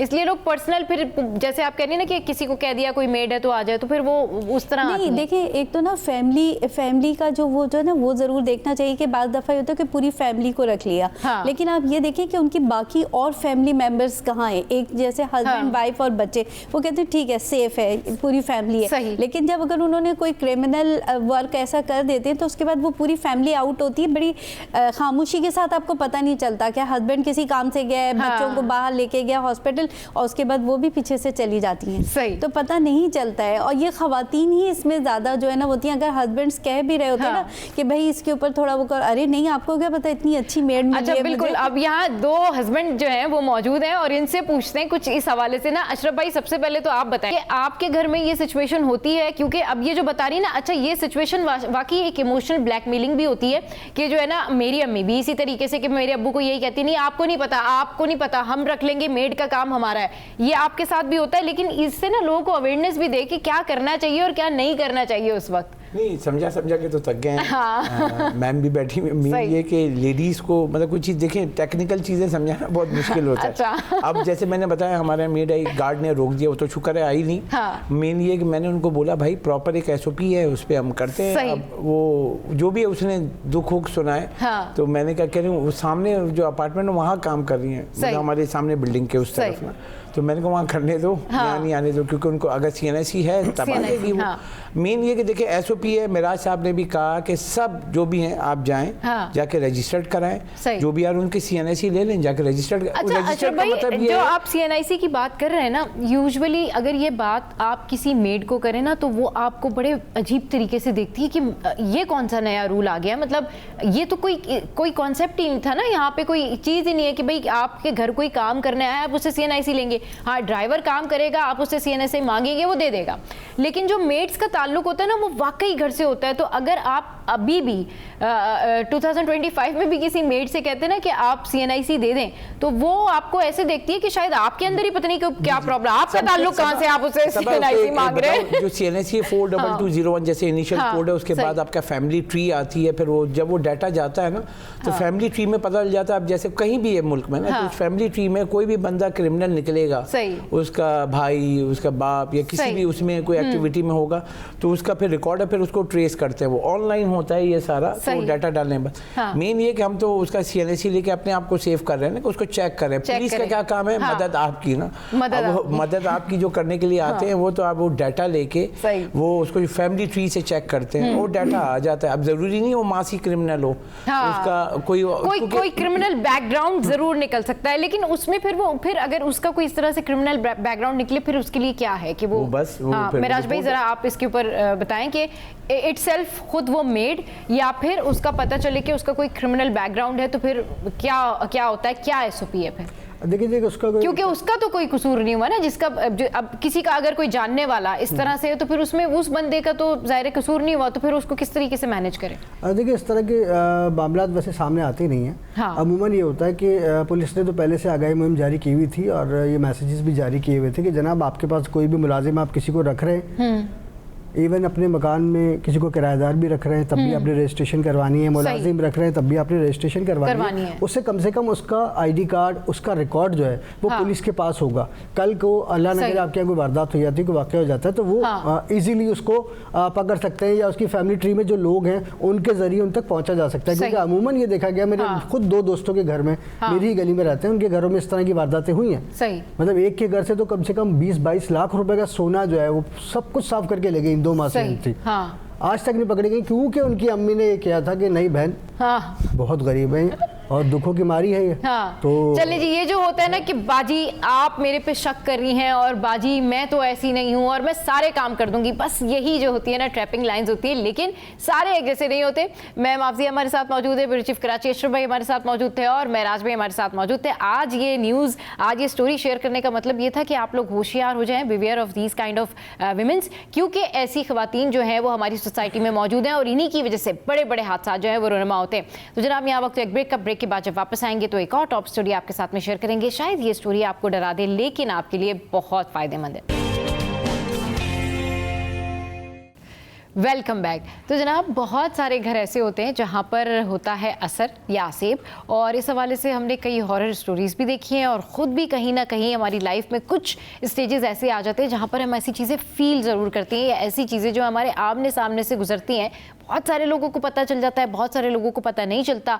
बहुत सारे लोगों की आधी आधी ज़िंदगियाँ इसी सारे सिनेरियो में बर्बाद हो जाती हैं कि उनके ऊपर कुछ है और वो कुछ कर नहीं पाते हैं, या शायद उनका इलाज होना चाहिए तो वहाँ पर उनका आसेब ज़दा इलाज हो रहा होता है, जहाँ आसेब ज़दा इलाज होना चाहिए वहाँ पर कुछ और हो रहा होता है। तो ये सारा जो है ना एक कन्फ्यूजन है, लेकिन है ये हकीकत कि वाकई लोग डरते भी हैं और लोगों के घरों में जो है वो जिन्नात या आसेब होते भी हैं। इस पर बात करने के लिए हमें ज्वाइन किया है ख्वाजा मोहम्मद इरशाद फ़खरी साहब ने, जो कि स्पिरिचुअल हीलर हैं और रूहानी मौलिज भी हम इन्हें कह सकते हैं। इसके अलावा हमारे साथ है मुफ्ती अब्दुल हन्नान सामर्दी साहब। बहुत शुक्रिया आप दोनों के हमारे शो पर आने के लिए। अच्छा मुफ्ती साहब, बहुत सारे लोग जो हैं साइंटिफिकली अगर इसको कैलकुलेट करें तो बहुत सारे लोग ये कहते हैं इट्स जस्ट अ मिथ, ये आपका ख्याल है, ऐसा नहीं होता। सबसे पहले तो इसकी हकीकत जानते हैं कि इसकी हकीकत है क्या। जो हम लोग बात करते हैं कि भाई फलां जगह आसेब है या जिन है, एग्जिस्ट करते हैं या ये बाकी हमारे ख्यालात होते हैं, या हम इतने डिप्रेशन में होते कि हमें लगता है पता नहीं कुछ चीज़ दिख रही है हमें, या क्या है, सब क्या है? बिस्मिल्लाहिर्रहमानिर्रहीम। बहुत शुक्रिया आपकी प्रोग्राम में दावत देने का। सबसे पहली बात तो ये है कि जिन्नात का वजूद है, इसे तस्लीम करना चाहिए। जी बिल्कुल। और जिन को जिन कहते हैं इसलिए हैं कि वो हमारी नज़रों से ओझल है, हाँ, हमें दिखाई नहीं देते। सही। कुरान में अल्लाह ने फरमाया इन्नहु यराकुम हुवा व कबीलुहु मिन हैसु ला तरौनहुम। हाँ। इब्लीस और उसकी फ़ौज तुम्हें देखती है, तुम उसे नहीं देख सकते। सही। दूसरी बात यह है कि जब जिन का वजूद है और वो हमारा दुश्मन है, ये भी वाज़ेह है आदम अलैहिस्सलाम से लेकर। हाँ। और दुश्मन का काम ही नुकसान पहुंचाना है। सही। उसके नुकसान पहुंचाने के मुख्तलिफ़ तरीक़े हैं। हाँ। कभी तो उसकी रहाइश जहाँ होती है और हम वहाँ पर रहाइश इख्तियार करें, जैसे कोई दरख्त है कटवा दिया, कोई घर खाली है, हाँ। हमने वहाँ रहाइश शुरू कर दी। हाँ। या अपने घर के किसी कमरे को हमने ऐसी स्टोर और बंद रखा हुआ था, उन्होंने रहाइश शुरू कर दिया, अब हम वहाँ जाने लगे तो अब कोई बीमार होने लगा, कोई कुछ। तो जब हमें इस चीज़ का इल्म हो कि वाकई यहाँ पर कोई असरात हैं, तो फिर उसके इलाज के लिए किसी बाबे के पास जाने के बजाय सबसे पहले तो अल्लाह की तरफ रुजू करना चाहिए। सही। याद रखें, इसका बेहतरीन इलाज हाँ। अल्लाह का जिक्र, कुरान हाँ। की तिलावत और दुआएं हैं। हाँ, सही। हदीस में है, नबी करीम सल्लल्लाहु अलैहि वसल्लम ने फरमाया, सही बुखारी की हदीस है कि जब शाम का वक्त हो तुम अपने बच्चों को घर में रोक लो। हाँ। उस वक्त शयातीन ज़मीन पर फैलते हैं। सही। फिर फरमाया दरवाज़ा बंद करो बिस्मिल्लाह कहकर। सही। अपनी खिड़कियां बंद कर दो बिस्मिल्लाह कहकर। राइट। और फरमाया कि तुम अपने बर्तनों को ढक दो बिस्मिल्लाह कहकर। सही। जिस चीज़ पर अल्लाह का नाम लिया जाए शयातीन वहाँ पर दाखिल नहीं हो सकते। सही। जब हम अक्सर लोगों को देखते हैं जिनके यहाँ ऐसे असरात होते हैं, हाँ। अवलन तो तहारत का ख्याल नहीं रखते। सही। पाकी नापाकी का, ऐसे ही पेशाब करके उठ खड़े हुए। सही। वज़ू नहीं, नमाज नहीं, गुस्ल नहीं, कुछ नहीं पता। तो शयातीन का ऐसे लोगों पर हमला बहुत कसरत के साथ और बड़ी आसानी से होता है। सही। जो लोग अल्हम्दुलिल्लाह तहारत का ख्याल रखते हैं, नमाज़ें पढ़ते हैं, ज़िक्र अस्कार दुआएं, उन पर भी शयातीन का कभी कभी हमला होता है, लेकिन उस सूरत में जब उन्हें कोई तकलीफ़ पहुँचे। सही। मसलन एक खातून को जो है सिर्फ इस वजह से शयातीन ने उठा के कुएं में फेंक दिया। हाँ। सुबह सवेरे। सही। कि उसने जैसी दरवाज़ा खोला तो वो शयातीन को, जिन को लग गया। ठीक। तो उलमा कहते हैं इस मौके पर देखें, एक तो बिस्मिल्लाह का हुक्म है, दूसरा हाँ। खंखार है। ओके। अच्छा। ताकि अगर वो रास्ते में तो हट जाए, हमें तो नज़र नहीं आते ना। जी। फिर जब हम नमाज और अस्कार और दुआओं का एहतमाम करेंगे, हाँ। तो नबी करीम सल्लल्लाहु अलैहि वसल्लम की ऐसी बहुत सारी दुआएं हैं, हाँ। और वो छोटी छोटी दुआएं भी हैं, जैसे ख़ास करके आयतुल कुर्सी है। जी जी जी। अब्दुल्लाह बिन मसूद कहते हैं कि एक दफ़ा उमर रज़ी अल्लाह अन्हु गुज़र रहे थे, तो सामने से कोई शख्स आ रहा था और आगे कहा, उमर आओ हम ज़रा कुश्ती करते हैं। अच्छा। तो सैयदना उमर ने कहा आओ। हाँ। कुश्ती हुए, उसे उठा के पटक दिया। अच्छा ठीक। जब सैयदना उमर जब खड़े होकर जाने लगे तो कहने लगे, तुम तो बड़े कमज़ोर दिखाई देते हो, लेकिन तुम्हारे हाथ कुत्ते जैसे क्यों हैं? हाथ कुत्ते के हाथ जैसे। शैतान था जो है तुमर से लड़ने के लिए आया था। अच्छा। फिर जो है हज़रत उमर रज़ियल्लाहु तआला अन्हु ने कहा कि तुम जो है ये तुम्हारे हाथ तो शायद कुत्ते के हाथ जैसे हैं, तुम जिन हो या जिनों के साथ उठते बैठते हो रहते हो? उसने कहा कि अच्छा तुम आयतुल कुर्सी पढ़ते हो क्या? माशाअल्लाह। उन्होंने कहा क्यों नहीं, बेशक। तो ये वो उमर हैं जिनके बारे में रसूलुल्लाह सल्लल्लाहु अलैहि वसल्लम ने फरमाया, सही बुखारी की हदीस है कि जिस रास्ते से उमर गुजरता है वो रास्ता ही छोड़ देता है। सही है। जिस गली से गुजरे वो गली छोड़ देता है। सही ठीक। अच्छा हमारे साथ जो है वो आप भी मौजूद है। आप बहुत सारे ऐसे केसेस देखते होंगे, लोग आपके पास आते होंगे, तो ये बताएं ख्वाजा साहब कि क्या ज़्यादातर लोग क्या आकर बताते, क्योंकि यूजुअली तो यही हो रहा होता है ना कि लोग कहते हैं कि फलां बंदे पर आसेब है या हमारे घर में आसेब है या फिर जिन है। तो एक तो इसकी रियलिटी जिस तरह से बताई मुफ्ती साहब ने, तो आप बताएं कि आप किस तरह इसका फिर इलाज करते हैं, कैसे? अच्छा आपको पता कैसे चलता है सबसे पहले तो कि किसी पर आसेब है? जी देखें, सबसे पहले तो मैं आपको और आपके नाज़रीन को मैं ये बताना चाहता हूँ कि इलाज के हमने बहुत सारे तरीक़े दरियाफ़्त किए हैं। जी।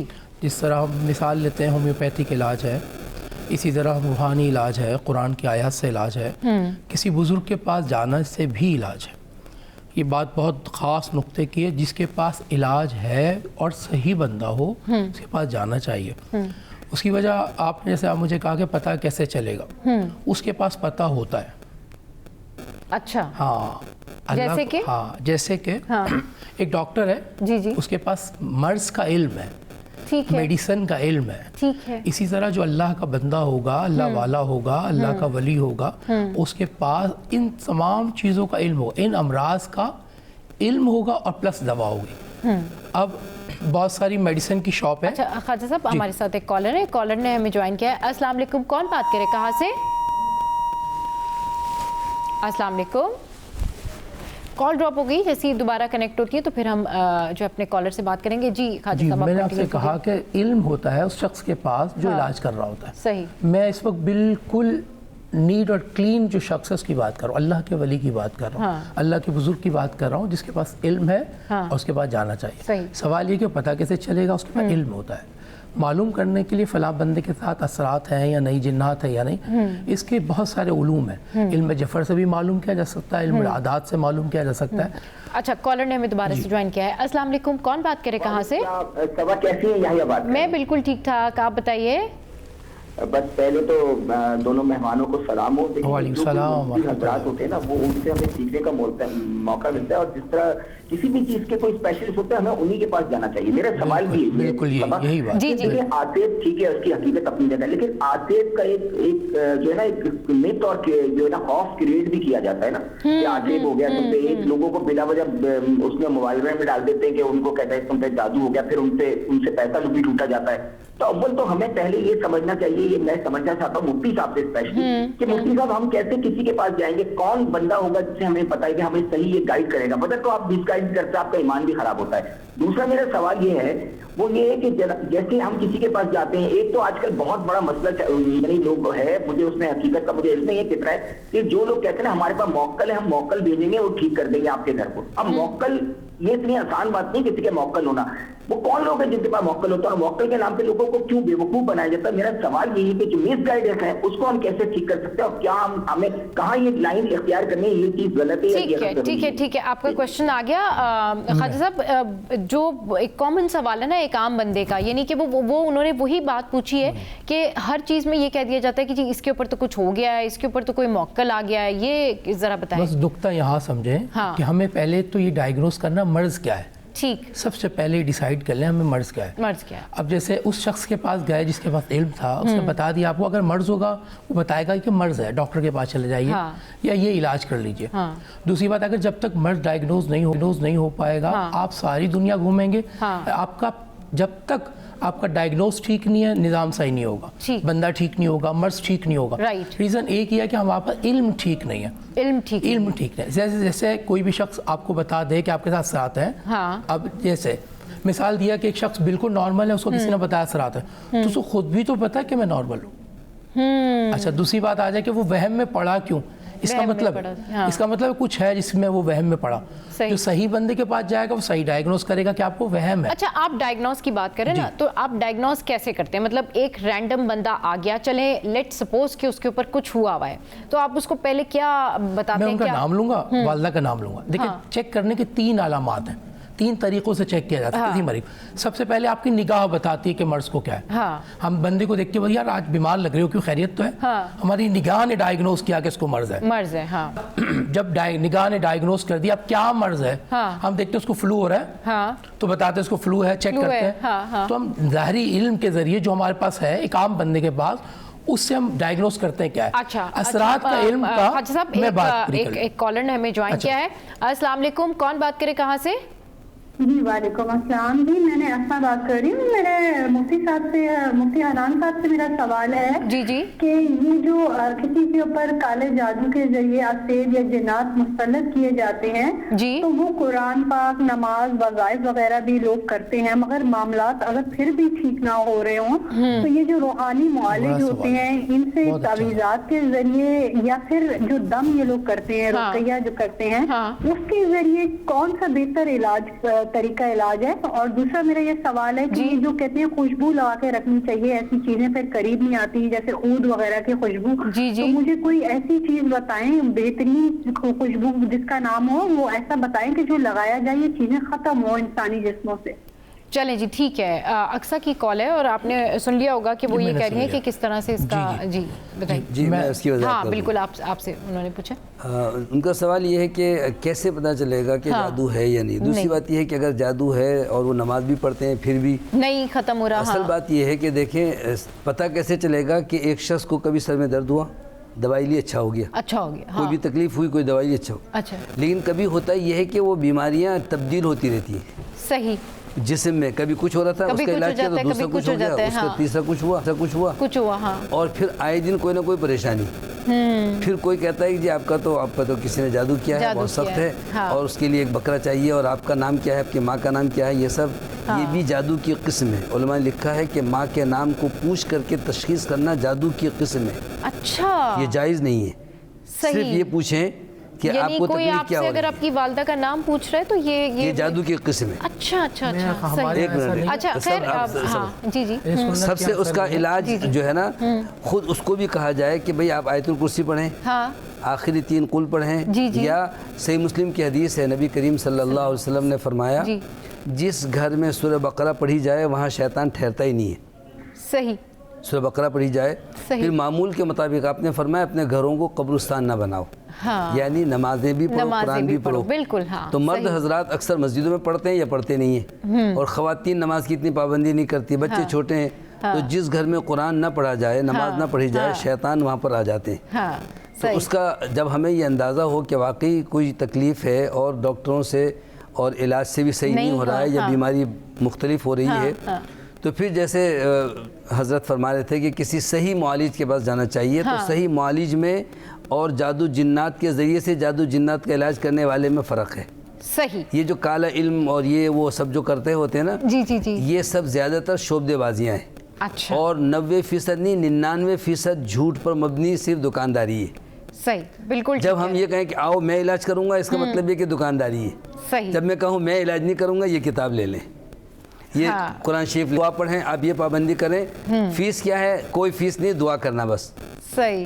तो ऐसे मुखलिस लोग होंगे दुनिया में, ऐसे उलमा हैं जो जादू जिन्नात इलाज के मामले में रहनुमाई करते हैं। हम उन रहनुमाई में से आपको चंद बातें बता देते हैं कि भाई आप दुआओं की किताब है हिस्नुल मुस्लिम, अरब आलिम की किताब है, छोटी सी किताब है, और उसमें सुबह शाम के अस्कार लिखे हुए हैं हवाले के साथ। मैं अक्सर कहा करता हूँ कि वो अपने पास रखें, अपनी जेब में रखें, ख़वातीन भी अपने पर्स में रखें, और सुबह शाम के अस्कार पाबंदी से पढ़ें।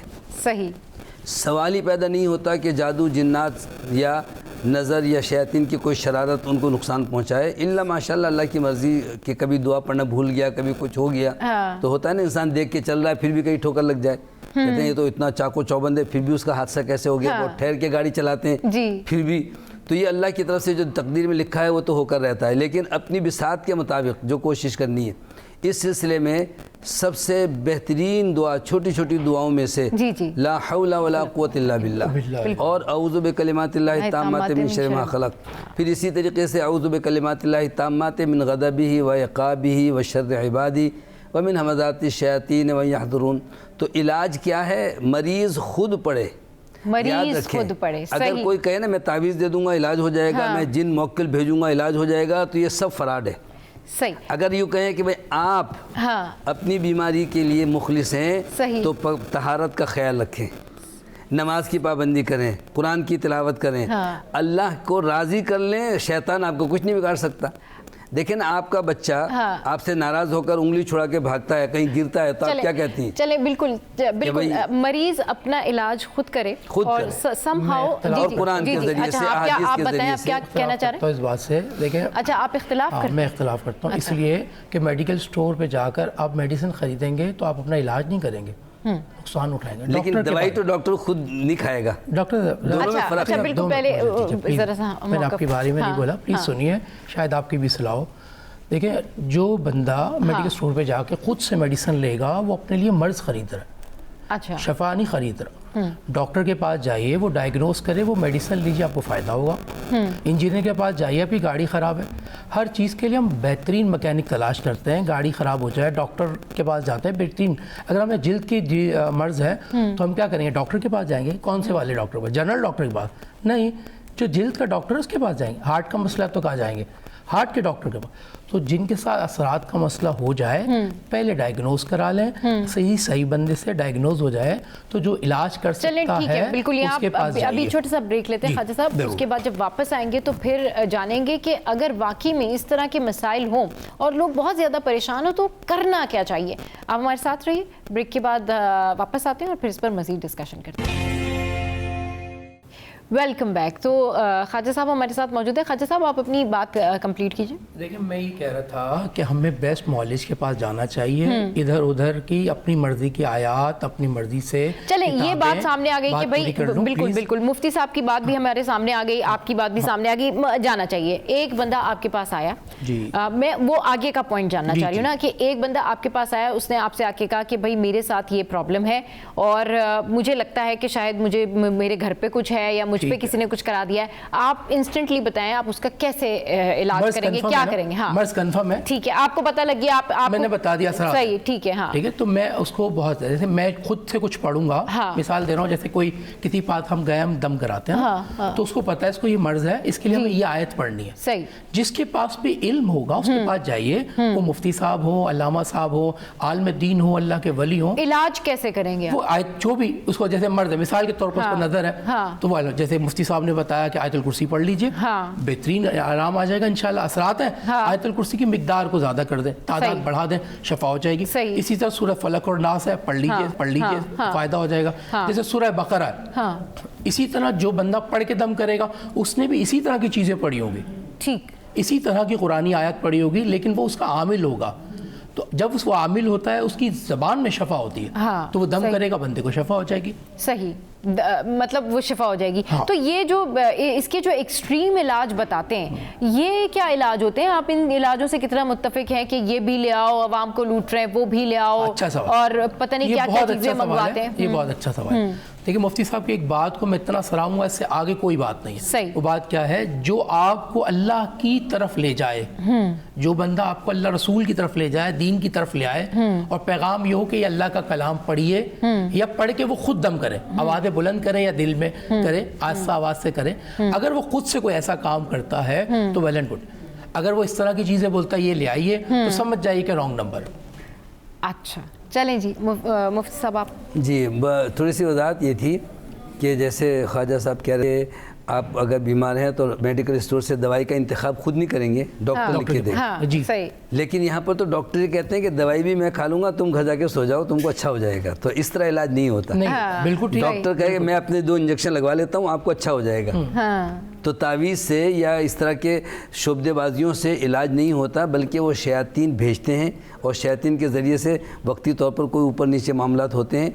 इलाज उसका यही है कि भाई आप ये पढ़ें, ये पढ़ें, ये करें, ये ना करें। मिसाल के तौर पर एक शख्स है जिसने शयातीनी असरात से बचने के लिए तावीज़ बांधा हुआ है, जबकि नबी करीम सल्लल्लाहु अलैहि वसल्लम ने फरमाया कि मन तअल्लक़ तमीमतन फ़क़द अशरक, जिसने तावीज़ लटकाया, बांधा, उसने शिरक किया। चाहे कुरान की आयत ही क्यों ना हो, वो बांधने, घोलने, पीने और खाने के लिए नहीं है, पढ़ने के लिए। ज़्यादा से ज़्यादा खुद ना पढ़ सकता हो तो कोई दूसरा पढ़ के फूंक मार दे, बस। दूसरे नंबर पर इलाज का जो तरीक़ा है कि उसे ये बताया जाए कि भाई आप पर वाक़तन अगर कोई असरात हैं तो आप डॉक्टरों और दवाइयों के ज़रिए से अपने आप को, जैसे नफ्सियाती बीमारी होती है तो अक्सर वो गुनूदगी की दवाइयाँ देते रहते हैं और कहते हैं जी सही हो जाएंगे। हालांकि उसका इलाज ये है, आपने फरमाया इंसान के वजूद में अगर 99 बीमारियाँ हों, 1 2 नहीं 99, और उसमें सबसे हल्की बीमारी है ये फ़िक्र, गम और टेंशन, उसका इलाज इस कलमे में है ला हौला वला कुव्वता इल्ला बिल्लाह। तो इस तरीके से दुआओं की निशानदेही की जाए। वो निशानदेही चाहे मैं करूं या किताब करे, लेकिन उसके लिए ढूंढना कि नहीं जी जिसका बहुत बड़ा दरबार होगा, बहुत बड़ा कोई आस्थाना होगा और वही इलाज करेंगे, ऐसी बात नहीं। इलाज तो मरीज़ ख़ुद करे, अल्लाह की तरफ रुजू करे, पाकी का ख्याल रखे, नमाज़ पढ़े, दुआएं पढ़े, कुरान की तिलावत करे, और उसके बाद भी अगर इलाज नहीं होता तो कोई आलिम ज़्यादा से ज़्यादा पढ़ के फूंक मारे। पढ़ना, दम करना, फूंक मारना तो साबित है, उसके अलावा पानी ले आना, उस पर दम करेंगे, तावीज़ लिख देंगे, घोल के पी लेना। चले, अच्छा, ये सब सही आप नहीं ख्वाजा साहब आप ये बताएं कि जो एक्सट्रीम आपके पास आते हैं, किसी के घर में आसेब है तो आप उसका क्या, घर जाते हैं, देखते हैं, घर चारों तरफ देखते हैं, या क्या, किस तरह से पता चलता है, और ये किन घरों में होता है ज़्यादातर? देखिए बहुत अच्छा सा सवाल है। हाँ, एक बात मैं बहुत आपकी अप्रिशिएट करूँगा, आपने जितने भी सवाल किए बहुत अच्छे किए और बहुत ज़रूरी सवाल। देखिए बहुत सारे इल्म है जिनसे इलाज किया जा सकता है। मैं सिर्फ रूहानी इस वक्त बात कर रहा हूँ। तावीज़ात के भी ज़रिए हमारा इख्तिलाफ है, वो तमीमे का लफ्ज़ है, तावीज़ का नहीं। अच्छा। तो जो लफ्ज़ है वो इख्तियार किया जाए। हदीस में लफ्ज़ तमीमा है ना, उसकी तशरीह पढ़ेंगे, तर्जुमा पढ़ेंगे तो एक क्लियर हो जाएगा। तावीज़ का बुजुर्गान दीन ने भी दिया, साबित है बुजुर्गान दीन से भी देना, और नबी पाक सल्लल्लाहु अलैहि वसल्लम से भी तावीज़ नहीं, ख़त एक साबित है जो जिन्नात के नाम लिखा गया। ठीक है, मैं बात पूरी कर लूँ, इलाज के मैं जवाब दे रहा हूँ। तो वो ख़त अपने घर में लगा लीजिए, अपने घर में रखिए, उसी को पिए, उसी का ख़त के वो उसके फ़ोटो स्टेट मिलती है आसानी से, लिखेंगे, गूगल भी करेंगे, जिन्नात के नाम ख़त सरकार का है, वो लिखेंगे, उससे बहुत फ़ायदा होता है। इसी तरह सूरह बकरा जैसे बताया गया पहले भी, सूरह जिन पढ़ के उस पर दम किया जाए, घर पे किया जाए, ख़त्म हो जाते हैं। इसके देखें बहुत लोग परेशान होते हैं तो उसका इलाज की तरफ जाते हैं। होता है क्या है, असरात तंग करते हैं। अभी अगर कहेंगे तो मैं आपको कैमरे में भी दिखा सकता हूँ। अभी सऊदी अरेबिया में खातून है, उनके फेस पे बिल्कुल ऐसे जिन्नात ने नाखून मारे और खून बह रहा है ऐसे। तो अब ऐसी सूरत हाल में अब जो नॉर्मल, जो जिन्नात से नहीं लड़ सकता, जिसकी फील्ड नहीं है, जो वाकिफ़ नहीं है इन जामों से, वो करेगा तो उसको नुकसान होगा। तो ऐसा बंदा जो इनका इलाज जानता है, कर सकता है, उससे पास जाइए, इलाज कराइए। ठीक है। अब जैसे मुझसे कोई पूछे कि आप अभी ऑन कैमरा कैसे इलाज बताएंगे, ठीक है, तो सूरह बकरा बहुत बेहतरीन इलाज है असरात के लिए। सूरतुल जिन पढ़ना बेहतरीन इलाज है, सूरह जिन। ठीक है। इसी तरह सूरह रहमान की आयत तिलावत, यासीन। अच्छा ये बताएं ख्वाजा साहब कि ये किन घरों में, मेरा जो सवाल है ना वो ये कि किन घरों में होता है, लोग किस तरह इसकी एहतियात कर सकते हैं, क्या ऐसी चीज़ें करें कि ये लोग ये जो असरात होते हैं ये अटैक ना करें या हमला आवर ना हो? क्योंकि सारे ही चीज़ें तो ऐसा नहीं होता ना कि आपके ऊपर किसी ने भेजी हैं या कराई हैं, ऐसा तो नहीं होता। कुछ चीज़ें खुद इटसेल्फ भी मौजूद होती है ना, तो वो मैं आपसे पूछना, 3 कैटेगरी डिसाइड कर लें। जी जी। एक वो जो भेजी जाती हैं, जी जी, किसी के कब्जे में चीज़ें होती हैं वो भेजते हैं। अच्छा। एक होती है कुदरती पैदा हो जाती हैं। हाँ। ठीक है। एक होता है कोई जैसे किसी वजह से वहाँ पर गंदगी थी, गलाजत थी, कोई कचरा कुंडी थी, उस वजह से भी आ जाती है। जैसे आप कहीं से गुजर रहे हैं तो कहते हैं कि झपट्टे में आ गए। जी झपट्टे। हाँ। वो जगह भारी थी, वहाँ असरात थे। हाँ। अब जैसे आपको पता नहीं चला, आप उनके ऊपर से गुजर गए। हाँ। आपने वहाँ पत्थर मार दिया। लोग बाहर बैठ के अक्सर हाजत के लिए बैठ जाते हैं। हाँ। इस तरह कोई काम हो गया, इस वजह से भी वो पकड़ लेते हैं और फिर पकड़ते हैं, फिर गिरफ्त हो जाती है। जब गिरफ्त हो जाती है, अब इंसान के अंदर 2 कैफियत है। अब यहाँ से मर्ज का स्टार्ट हो रहा है। ये वो लफ्ज़ है जो पहला सवाल था आपका। अब यहाँ से जब मरीज अपनी ओरिजिनल इंसानी थिंकिंग के हट कर कुछ एक्टिविटी कर रहा होगा, जैसे नफसियातीपन कर रहा होगा, पागलपन के दौरे आ रहे होंगे, उसको चक्कर आ रहे होंगे, घबराहट और होगी, ज़मीन घूम रही होगी, कंधे भारी हो रहे होंगे, बहुत सारे चेहरे, आंखों की रंगत बदल जाएगी, लाल, आवाज़ चेंज हो जाएगी, आवाज़ औरत है तो मर्दाना आवाज़ आ जाएगी, बट लाजमी नहीं, लेकिन ऐसा होता है, मैंने अपनी आंखों से देखा, मैंने अपने तजर्बात में देखा। इसी तरह अगर बंदा है तो उसमें औरतों की आवाज़ आ जाती है, बिल्कुल बच्चों की आवाज़ आ जाती है। तो इस तरह की कैफियत में जब गैर अमूमी तौर पे तब्दीली आ जाए तो इसका मतलब है कि असरात है। सही, ठीक है, ज़ाहिरी तौर पर जो आग बता रही है, बाकी इल्म बताता है कि इस पर असरात है। सही।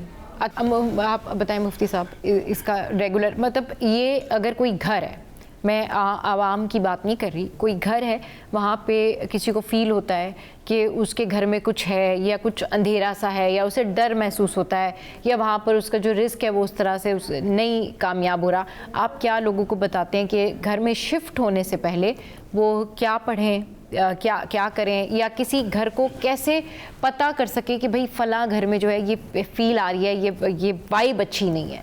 देखिए, अगर कोई घर अभी नया है, वहाँ शिफ्ट होने से पहले ही कुछ असरात किसी ने कहे हैं, मशहूर हो गए, तो उसका सबसे पहले तो ये करना चाहिए कि अगर मुमकिन हो सके 3 दिन सूरह बकरा की तिलावत कर लें। सही। और बाआवाज़ बुलंद करें ताकि पूरे घर में आवाज़ गूंजे।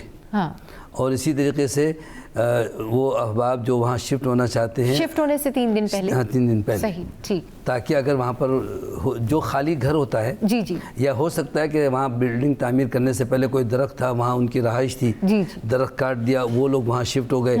अब वो जब भी घर तामीर करते हैं कोई ना कोई ऊपर नीचे करते रहते हैं, लोग परेशान होते हैं कि भाई ये किसने किया। तो उनका वजूद है, उनकी तरफ से तकलीफ़ भी पहुँचती है, और ख़ास करके जब उन्हें तकलीफ़ पहुँचे तो वो इंतकामन कार्रवाई कर रहे होते हैं। एक साहब के यहाँ ऐसा अक्सर हुआ कि रातों को नल खुले हुए सारे वॉशरूम के, और सब पानी सारा बह गया, और लाइटें बंद करके सुबह उठे सारी लाइटें जल रही हैं, और कभी कुंडी ना अंदर से बंद कर दी, लोग पीट रहे हैं, क्या हुआ कि पता नहीं कैसे दरवाज़ा बंद हो गया। तो ये इस तरह से अपनी मौजूदगी का एहसास दिलाते हैं कि वो हैं और उनको तकलीफ़ पहुँच रही है। तो उसके लिए सबसे पहले तो ये होना चाहिए कि घर के अफराद अगर वहाँ पहले से रह रहे हैं तो वो अपने आमाल दुरुस्त करें, जिसकी वजह से देखिए एक बहुत छोटी छोटी सी आदतें हैं। बच्चों को भी कहें वाशरूम जाए ना तो बिस्मिल्लाह बोल के दरवाज़ा दुआ पढ़ के दरवाज़ा खोलें, ऐसी ना चले जाएं। सही, बिल्कुल। पहले आपने फरमाया ये जिन्नात जो शयातीन है शरारती, वो ये नापाक जगहों पर ही होते हैं, और वो हमारे यहाँ पहले घरों से दूर हुआ करते थे। अब घर में, कमरे में, हर कमरे में अटैच बात, और हम इतना ख्याल नहीं रखते, दरवाजे खुले हुए ही आते जाते हैं, क्योंकि बेसन भी वही है, वॉशरूम के साथ जो है ना नहाने धोने की जगह भी बार बार जाते आते हैं, दरवाज़ा खुला हुआ है। तो ऐसा नहीं करना चाहिए, दरवाज़ा बिस्मिल्लाह बोल के खोलें, अल्लाहुम्मा इन्नी अऊज़ु बिका मिनल खुबुस वल खबाइस दुआ पढ़ के जाएं, और जब फारिग हों तो दोबारा से बिस्मिल्लाह बोल के दरवाज़ा बंद करें। चलें जी, बहुत शुक्रिया ख्वाजा साहब, मुफ्ती साहब हमारे शो पर मौजूद थे, और आज के हवाले से जो है जो आपके कॉन्सेप्ट होंगे कि किस तरीके से इसका इलाज किया जाए वो ऑब्वियसली क्लियर हो गए होंगे। शो में यहाँ वक्त तो एक ब्रेक का, ब्रेक के बाद जब वापस आएंगे तो फिर बात करेंगे कि आजकल जो वायरल इन्फेक्शन है वो बहुत ज़्यादा फैल रहा है, और बहुत सारे लोग इस बारे में बात कर रहे हैं कि ये इन्फेक्शन तो कोरोना जैसा लगता है, कहीं कोरोना तो वापस ना आ गया, अल्लाह ना करे। लेकिन अभी यहाँ वक्त तो एक ब्रेक का, ब्रेक के बाद जब वापस आएंगे तो फिर डॉक्टर्स की राय आपको बताएंगे कि क्या है डॉक्टर्स की राय।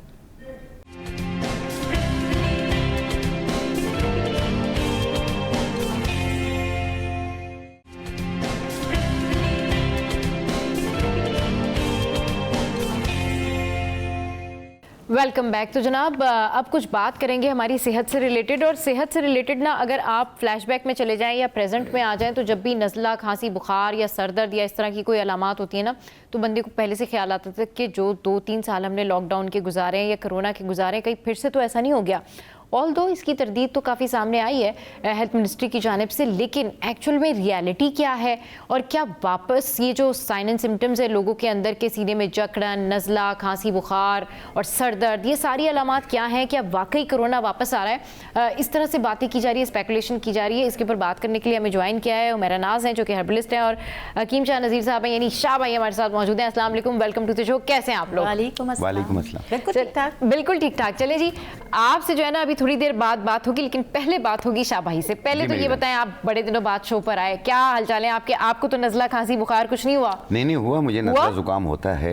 अच्छा, हाँ, सही। मेरी बहन होता है। लेकिन आप तो फौरन से अपना खुद ही ट्रीटमेंट कर लेते होंगे, है ना? घर की चीज़ों से हो जाता है, कुछ दवाओं से हो जाता है। सही। अब देखते हैं, जब तबीयत बिगड़ रही है तो फिर दवाओं का भी इस्तेमाल करते हैं, दवाओं का भी इस्तेमाल, क्योंकि हम भी इंसान हैं। हाँ, अच्छा शाह भाई, अभी जो लोग हैं ना वो नज़ला, खांसी, बुखार में मुब्तला हो रहे हैं, और बहुत सारे लोग जो हैं वो इस हवाले से भी बात कर रहे हैं कि भाई कहीं कोरोना तो नहीं वापस आ गया, ये अलामात तो वैसी लग रही हैं। एक तो थोड़ा सा इस बारे में बताएं, और दूसरा फिर इसका ट्रीटमेंट कैसे करें? मतलब नज़ला, खांसी, बुखार, इसका बहुत सारे लोग कंटिन्यूस 2-2, 3-3 हफ्ते इस इन्फेक्शन में जो है वो मुब्तला है, वायरल इन्फेक्शन में, तो क्या करें? देखिए, ये उनके साथ होता है जो अपनी केयर नहीं करते। सही। आप देखें, अगर आपको नज़ला, जुकाम, खांसी या सीने में जकड़न फील हो रही है, आप फौरी तौर पर अपने करीबी कंसल्टेंट से ज़रूर रब्ता करें। सही। ताकि उसकी एक ट्रीट शुरू की जाए। जब तक हम बिल्कुल हैवी, निढाल नहीं हो जाते, हमारी तबीयत बिल्कुल बिगड़ नहीं जाती है, उस वक्त तक हम डॉक्टर के पास जाते नहीं हैं। सही। जो कि गलत है ये। आमतौर पे इसमें एलर्जीज भी हैं बहुत सारी, जिसमें साइनोसाइटिस एलर्जी भी है, अस्थमेटिक एलर्जी भी है। सही। और बाज़ औक़ात ये होता है कि नमूनिया के असरात होते हैं, बलगम रेशा इस कदर हो जाता है कि हद से ज़्यादा। सही। और ये सुबह के टाइम पे ठंड पड़ती है या रात को, दोपहर को नहीं होती है, सर्दी नहीं होती है। अब बाज़ लोग जो हैं या तो सुबह के टाइम शावर लेते हैं, या तो रात के टाइम पे शावर लेते हैं, जो कि गलत करते हैं। दोपहर को शावर लेना चाहिए। अच्छा, इससे भी बहुत फर्क पड़ता है ये। और दूसरा ये आपने ना बड़ी इंपॉर्टेंट बात की है कि रात में शावर नहीं लेना चाहिए। नहीं, रात को आप साइनसाइटिस का मरीज होगा या बलगम रेशे का होगा, वो जकड़ेगा और ज्यादा होगा, बढ़ जाएगा उससे। अच्छा। तो इसलिए दिन के टाइम पे करना है, आपने शावर लेना है। सही। और दूसरी चीज ये है कि आप सब चाय पीते हैं, इस मौसम में सब लोग सब चाय पी रहे हैं। हाँ, सब चाय। आप जब सब चाय बनाएं तो उसमें 1 इंच का टुकड़ा अदरक का, आधा इंच का टुकड़ा दालचीनी, 1 अदद लौंग, 1 अदद सब्ज इलायची डाल के उबाल लें। फिर आप ये कहवा पिए, आप सब चाय। आप देखें, सीना भी साफ होगा, बलगम रेशा भी खत्म होगा। और एक चीज होती है, खांसी हो रही है, लोगों को सीने में से आवाज आ रही है, खुर खुर आवाज आती है, सीना जकड़ा हुआ है। अच्छा शाह भाई, कुछ लोगों की ना सांस लेने में भी, वो सांस ले रहे होते हैं उसमें भी आवाज आ रही होती है, वो फिर।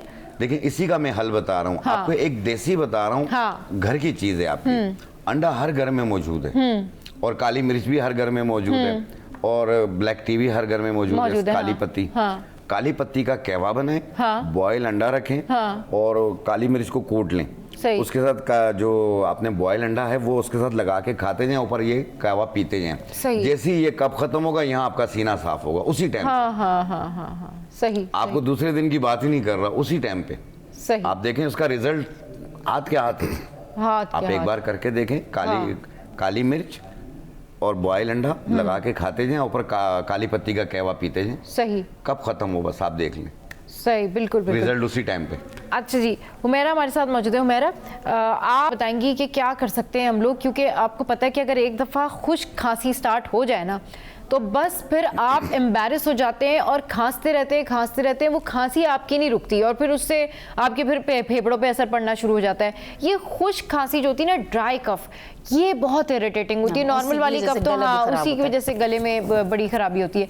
ये इसका क्या इलाज है, क्या करें? इलाज सिंपली है, हमारे पास निहारी में एक मसाला डलता है, पिपली।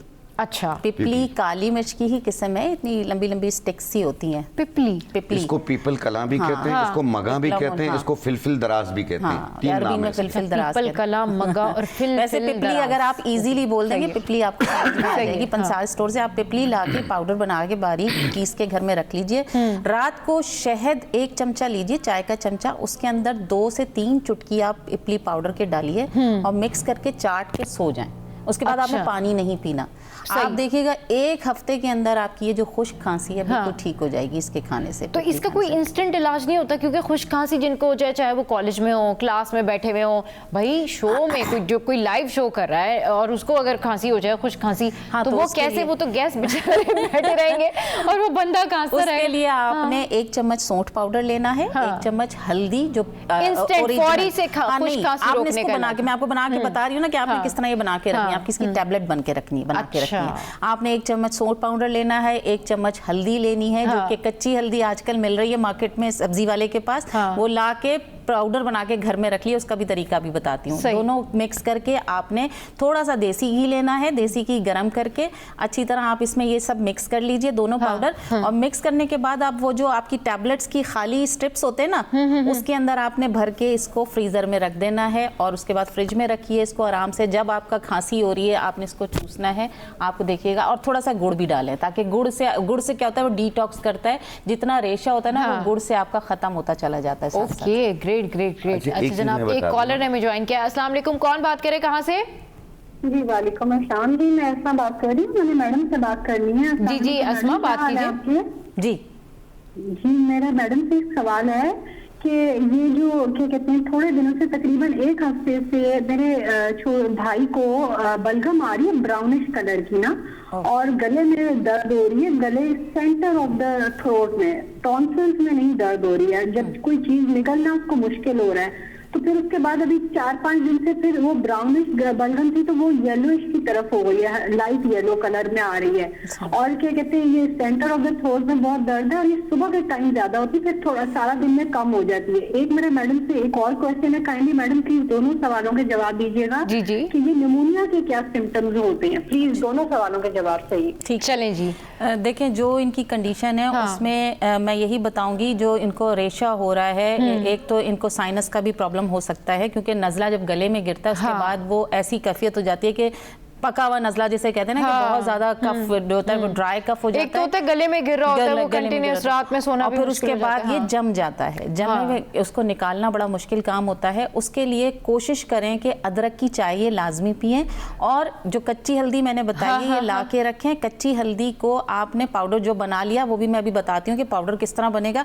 आपने इसके गर्म पानी में डाल के कच्ची हल्दी का आधा चम्मच डालिए 1 गिलास पानी में, और उस गर्म पानी से आपने गले के गार्गल्स करने हैं।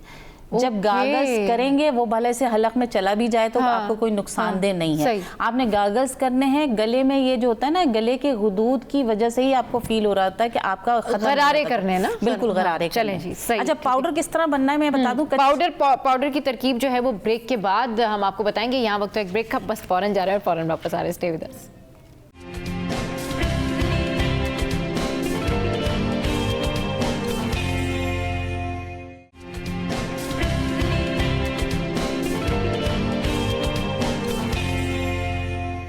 Welcome back. तो जनाब आज हमारे गेस्ट इतने ज़बरदस्त बैठे हुए हैं, साथ साथ इलाज की बातें भी हो रही हैं और साथ साथ जो है वो दूसरी बातें भी हो रही हैं, वो नहीं बता सकते हम आपको, वो पर्सनल बातें हो रही हैं। अच्छा, आपके जो पाउडर वाली तरकीब है ना, मैं आपसे पूछती हूँ, लेकिन पहले शाह भाई जो है, शाह भाई आप ही बताएं कि अभी जो कॉलर पूछ कर गई थी कि वो जो बलगम है, और वो कह रही थी कि उनके भाई को काफ़ी दिनों से तकरीबन 1 हफ्ता हो गया, वो क्या कर, हाँ वो ब्राउन कलर का जो बता रहे हैं, ब्राउन गले में हो जाता है, इन्फेक्शन रकम से बनते हैं, टॉन्सिल्स बन जाते हैं, गला खराब होता है।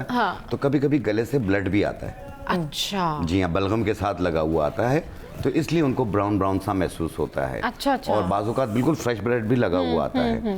तो कभी भी याद रखिएगा, देखो गले की वजह से भी आता है, मैदे की वजह से भी आता है। सही। और अगर आपको ब्लड अक्सर ही महसूस हो रहा है तो प्लीज वक्त ज़ाया किए बगैर अपने करीबी डॉक्टर से रब्ता करें। पल्मोनरी के डॉक्टर को दिखाइए, इंशाल्लाह ताला ठीक हो जाएंगे। और अगर आपको बलगम, रेशा, खांसी बहुत ज्यादा हो रही है तो आपने 1 चाय वाली चम्मच खाक सीर लेनी है, बनफशा के पत्ते 1 चाय वाली चम्मच, और मुलेठी आधा इंच का टुकड़ा 1.25 कप पानी में डाल के उबाल लें। 1 कप सुबह, 1 कप शाम, सिर्फ 3 दिन पी लें। अच्छा, ये जो हमारी बहन ने अभी कॉल की थी, इंशाल्लाह ताला इनके सवालों का जवाब भी यही है, और 3 दिन में इनका पेशेंट ठीक हो जाएगा। 3 दिन में पेशेंट 3 दिन में बिल्कुल ठीक हो जाएगा। तो फर्क पहले ही दिन होगा। अच्छा शाह भाई, ये बताएं जो अभी ड्राई कफ का मैं पूछ रही थी, खुश्क खांसी, इसका क्या इंस्टेंट? भाई खुश्क खांसी अगर किसी को कॉलेज में हो गई है, क्लास में हो गई है, वो नहीं रुकती, बार-बार हो रही होती है, गले में खराश होती है और शुरू हो जाती है। तो उसका फौरी इंस्टेंट रोकने का क्या है? देखें, 10 दाने काली किशमिश लें, उसको 1.25 कप पानी में डाल के उबाल लें। सही। 1 कप सुबह, 1 कप शाम पिए। ये भी सिर्फ 3 दिन पी लें। सिर्फ 3 दिन पिए। अच्छा जनाब, अभी हमारे साथ जो है वो अभी एक तरकीब आएगी पाउडर वाली, वो तरकीब आपने हमें बतानी है। बताएं हुमैरा, क्या तरकीब है वो? तरकीब क्या है? जब ये आती है ना, ये बड़े कम टाइम पीरियड के लिए आती है, सर्दी में आती है सिर्फ। अच्छा, और ये सब्जी वाले से आपको मिल जाएगी, बड़ी सस्ती सी होती है, मेरे ख्याल से 100 रुपए किलो या 60 रुपए किलो इस तरह मिल जाती है। आपने ये अदरक की फॉर्म की तरह होती है, आपने छिलका रिमूव करके चॉपर में इसको चॉप कर लीजिए। चॉप करने के बाद आप इसे किसी ट्रे में बिछा के धूप में रख दीजिए, और जब ये 2-3 दिन के बाद ड्राई हो जाए तो इसको पाउडर पाउडर बना के आप छलनी में छान के रख लीजिए। तकरीबन आधा किलो में से आपको 150 या 200 ग्राम हल्दी बनेगी आपकी। सही। ये हल्दी आपने पूरी सर्दियां चाहें तो आप इसका दूध में बनाकर भी पिए। और उसके अलावा मैं एक डिटॉक्स वाटर बताती हूँ कि रात को 1 गिलास पानी में आपने 1/4 टीस्पून हल्दी डालनी है, यही पाउडर डाल दें या कच्ची डाल दें। उसके अलावा आपने अदरक डाल के सोक करके रात को रख देना है। वो 1 गिलास पानी सुबह आपने जोश दे के पकाना है। आधा रह जाए तो ये कहवा शहद डाल के आपने पीना है। आपका जितना कंजेशन है, गला खराब है, इंटरनल कोई जख्म भी है गले के अंदर, तो ये ठीक होना शुरू हो जाएगा इंशाल्लाह। अच्छा, ये तो बड़ा ज़बरदस्त है कि कोई जख्म शख्म भी है तो वो भी ठीक होना शुरू हो जाएगा। अच्छा शाह भाई, ये बताएं कि अब क्योंकि सर्दियों का मौसम है, इसमें ना बहुत सारे लोग ये भी कंप्लेन करते हैं कि हमें कंजेशन हो रही है, सीने में जकड़न हो रही है, सांस सही नहीं ले रहे होते, क्योंकि एक तो पोल्यूशन भी बहुत ज़्यादा हो जाती है। आपको पता ही है हमारे यहाँ की जो एयर क्वालिटी है, उसमें क्या करें जब आपको लगे कि बहुत कंजेशन हो रही है। 1 मिनट, कॉलर ने ज्वाइन किया है। अस्सलाम वालेकुम, कौन बात करे, कहाँ से? बात कर रहा हूँ। जी जी, कहिए क्या कहना चाहते हैं? मेरे को जो है ना किन साहब से बात करना, उनको बताना कि मुझे जो है ना खुश खांसी हो रही है 1 हफ्ते से और बार हो रही है। अच्छा, ठीक है, बिल्कुल आप प्रोग्राम कंटिन्यू देखिए, आपको इसका आंसर जो है वो मिल जाएगा। वही जो मैंने अभी क्वेश्चन इनके लिए थोड़ा सा दोबारा रिपीट कर दें। आपने काली किशमिश लेनी है, उसके 10 दाने 1.25 कप पानी में डाल के उबाल लें। कहवा बन गया। 1 कप सुबह 1 कप शाम। ये काली किशमिश ड्राई फ्रूट वालों से भी मिल जाएगी, पंसारी से भी मिल जाएगी। ठीक है, एक आधा पाव ले लीजिए, 3-4 दिन चल जाती है और ये काफ़ी है ये। ठीक है। और दूसरा आपने एक और सवाल किया था कि सांस का मसला होता है। ये अस्थोमेटिक एलर्जी होती है। इसमें बाज़ लोगों के ख़ानदान में, ननियाल ददियाल में, घर में किसी को सांस की प्रॉब्लम होती है तो वो फैमिली में भी आ जाती है। तो इसको भी मद्देनज़र आप ज़रूर रखिए। जिन लोगों को भी सांस की प्रॉब्लम हो रही है तो वो एक फूल मिलेंगे गुले ज़ूफ़ा के नाम से। अच्छा, गुले ज़ूफ़ा, जी हाँ। उसकी 1 चम्मच 1.25 कप पानी में डाल के उबाल लें। ये कहवा ही बनेगा। 1 कप सुबह 1 कप शाम पिए और ये कुछ अरसा पीना है आपने। लेकिन अगर आप डॉक्टर का कोई भी मशवरा है, जैसे इनहेलर यूज कर रहे हैं, तो प्लीज अपने डॉक्टर के मशवरे से रद्दोबदल कीजिएगा, खुद से ना रोकिएगा, इसको जारी रखिएगा। सही है। अच्छा, एक और जो है ना बहुत ज़्यादा आजकल कॉमन है एलर्जी, स्किन पे ना एलर्जी बहुत हो जाती है। आपने अभी हैंड वॉश किए, उसके बाद फिर आपने कोई लोशन लगाया, कुछ लगाया, लेकिन फिर ड्राइनेस, बहुत ज़्यादा ड्राइनेस, इसका कुछ कोई है इसका कुछ सोल्यूशन? इसका सिंपली एक हल है जो कि मैं खुद भी करती हूँ। जब आप सर्दियों में हम शावर जब लेते हैं तो 1 बकेट के लास्ट जो बकेट होती है उसके अंदर आपने ग्लिसरीन जो है वो 1 चाय का चम्मच ऐड कर लीजिए उस पानी में, और उस पानी से आपने पूरा बॉडी पे डालेंगे तो आपको कुछ लगाने की, कोई लोशन, किसी चीज़ की ज़रूरत नहीं होगी। दूसरा ये कि बहुत ज़्यादा गर्म पानी से जब हम शावर लेते हैं तो ये प्रॉब्लम आती ही है ड्राइनेस की, चाहे वो स्कैल्प में हो चाहे वो बॉडी पे हो। तो आप ग्लिसरीन वाले पानी से अगर बकेट वाला पानी डालेंगे तो आपको ये ज़रूरत नहीं पड़ेगी कुछ भी लोशन लगाने की। दूसरा, अगर स्किन ज़्यादा ड्राई हो रही है तो कोकोनट ऑयल में आपने एलोवेरा जेल मिक्स करके ये क्रीम बना के रख लेनी है अच्छी तरह। ओके, ये आप अच्छी तरह रात को लगा के हाथों पैरों पे सोएं और अच्छा मसाज करके एब्जॉर्ब करके सोएं। आपकी स्किन में कभी ड्राइनेस नहीं आएगी और रिंकल्स नहीं आएंगे। कोकोनट ऑयल में एलोवेरा आपने दोनों मिक्स करके लगानी है। हाँ, देखिए इसमें आपने नीम के ताज़ा पत्ते लेने, वो पानी में डाल के उससे आप शावर ले नहाएं आप, उससे आपकी स्किन एलर्जी में बहुत फ़र्क पड़ेगा। और दूसरी चीज, जो बॉडी में ड्राइनेस हो जाती है इस मौसम में, आपने 1 गिलास दूध लेना है, उसमें सिर्फ 2 कतरे रोगन बादाम शीरी यानी मीठे बादाम का तेल 2 कतरे डाल के 1 टाइम रोजाना पिए, पूरी बॉडी की ड्राइनेस खत्म होगी। क्या बात है जी, ज़बरदस्त, बहुत शुक्रिया। उमैरा हमारे साथ थी और शाह भाई हमारे साथ थे। और आज जो है जितनी सारी आप लोगों की शिकायतें ना, वायरल इन्फेक्शन हो गया या फिर आप लोग की ड्राई कफ हो गई, क्योंकि इंस्टाग्राम पे ना बहुत ज़्यादा मैसेजेस थे, इसलिए मैं 3 दिन से बहुत ज़्यादा इस बारे में बात करी थी कि भाई बहुत ज़्यादा केसेस जो हैं बढ़ रहे हैं जिन्ना हॉस्पिटल में, सिविल में लोग जा रहे हैं, नज़ले बुखार में मुब्तला है, और ड्राई कफ का इलाज जो है वो आज आपको पता लग गया होगा। आज का शो कैसा लगा, इसका फीडबैक हमारी सोशल साइट पर ज़रूर दीजिएगा। कल फिर आएंगे आपके लिए टॉप स्टोरीज लेकर। ऐसे ही हंसते रहिए, मुस्कुराते रहिए और देखना मत भूलिए सिटी एट 10।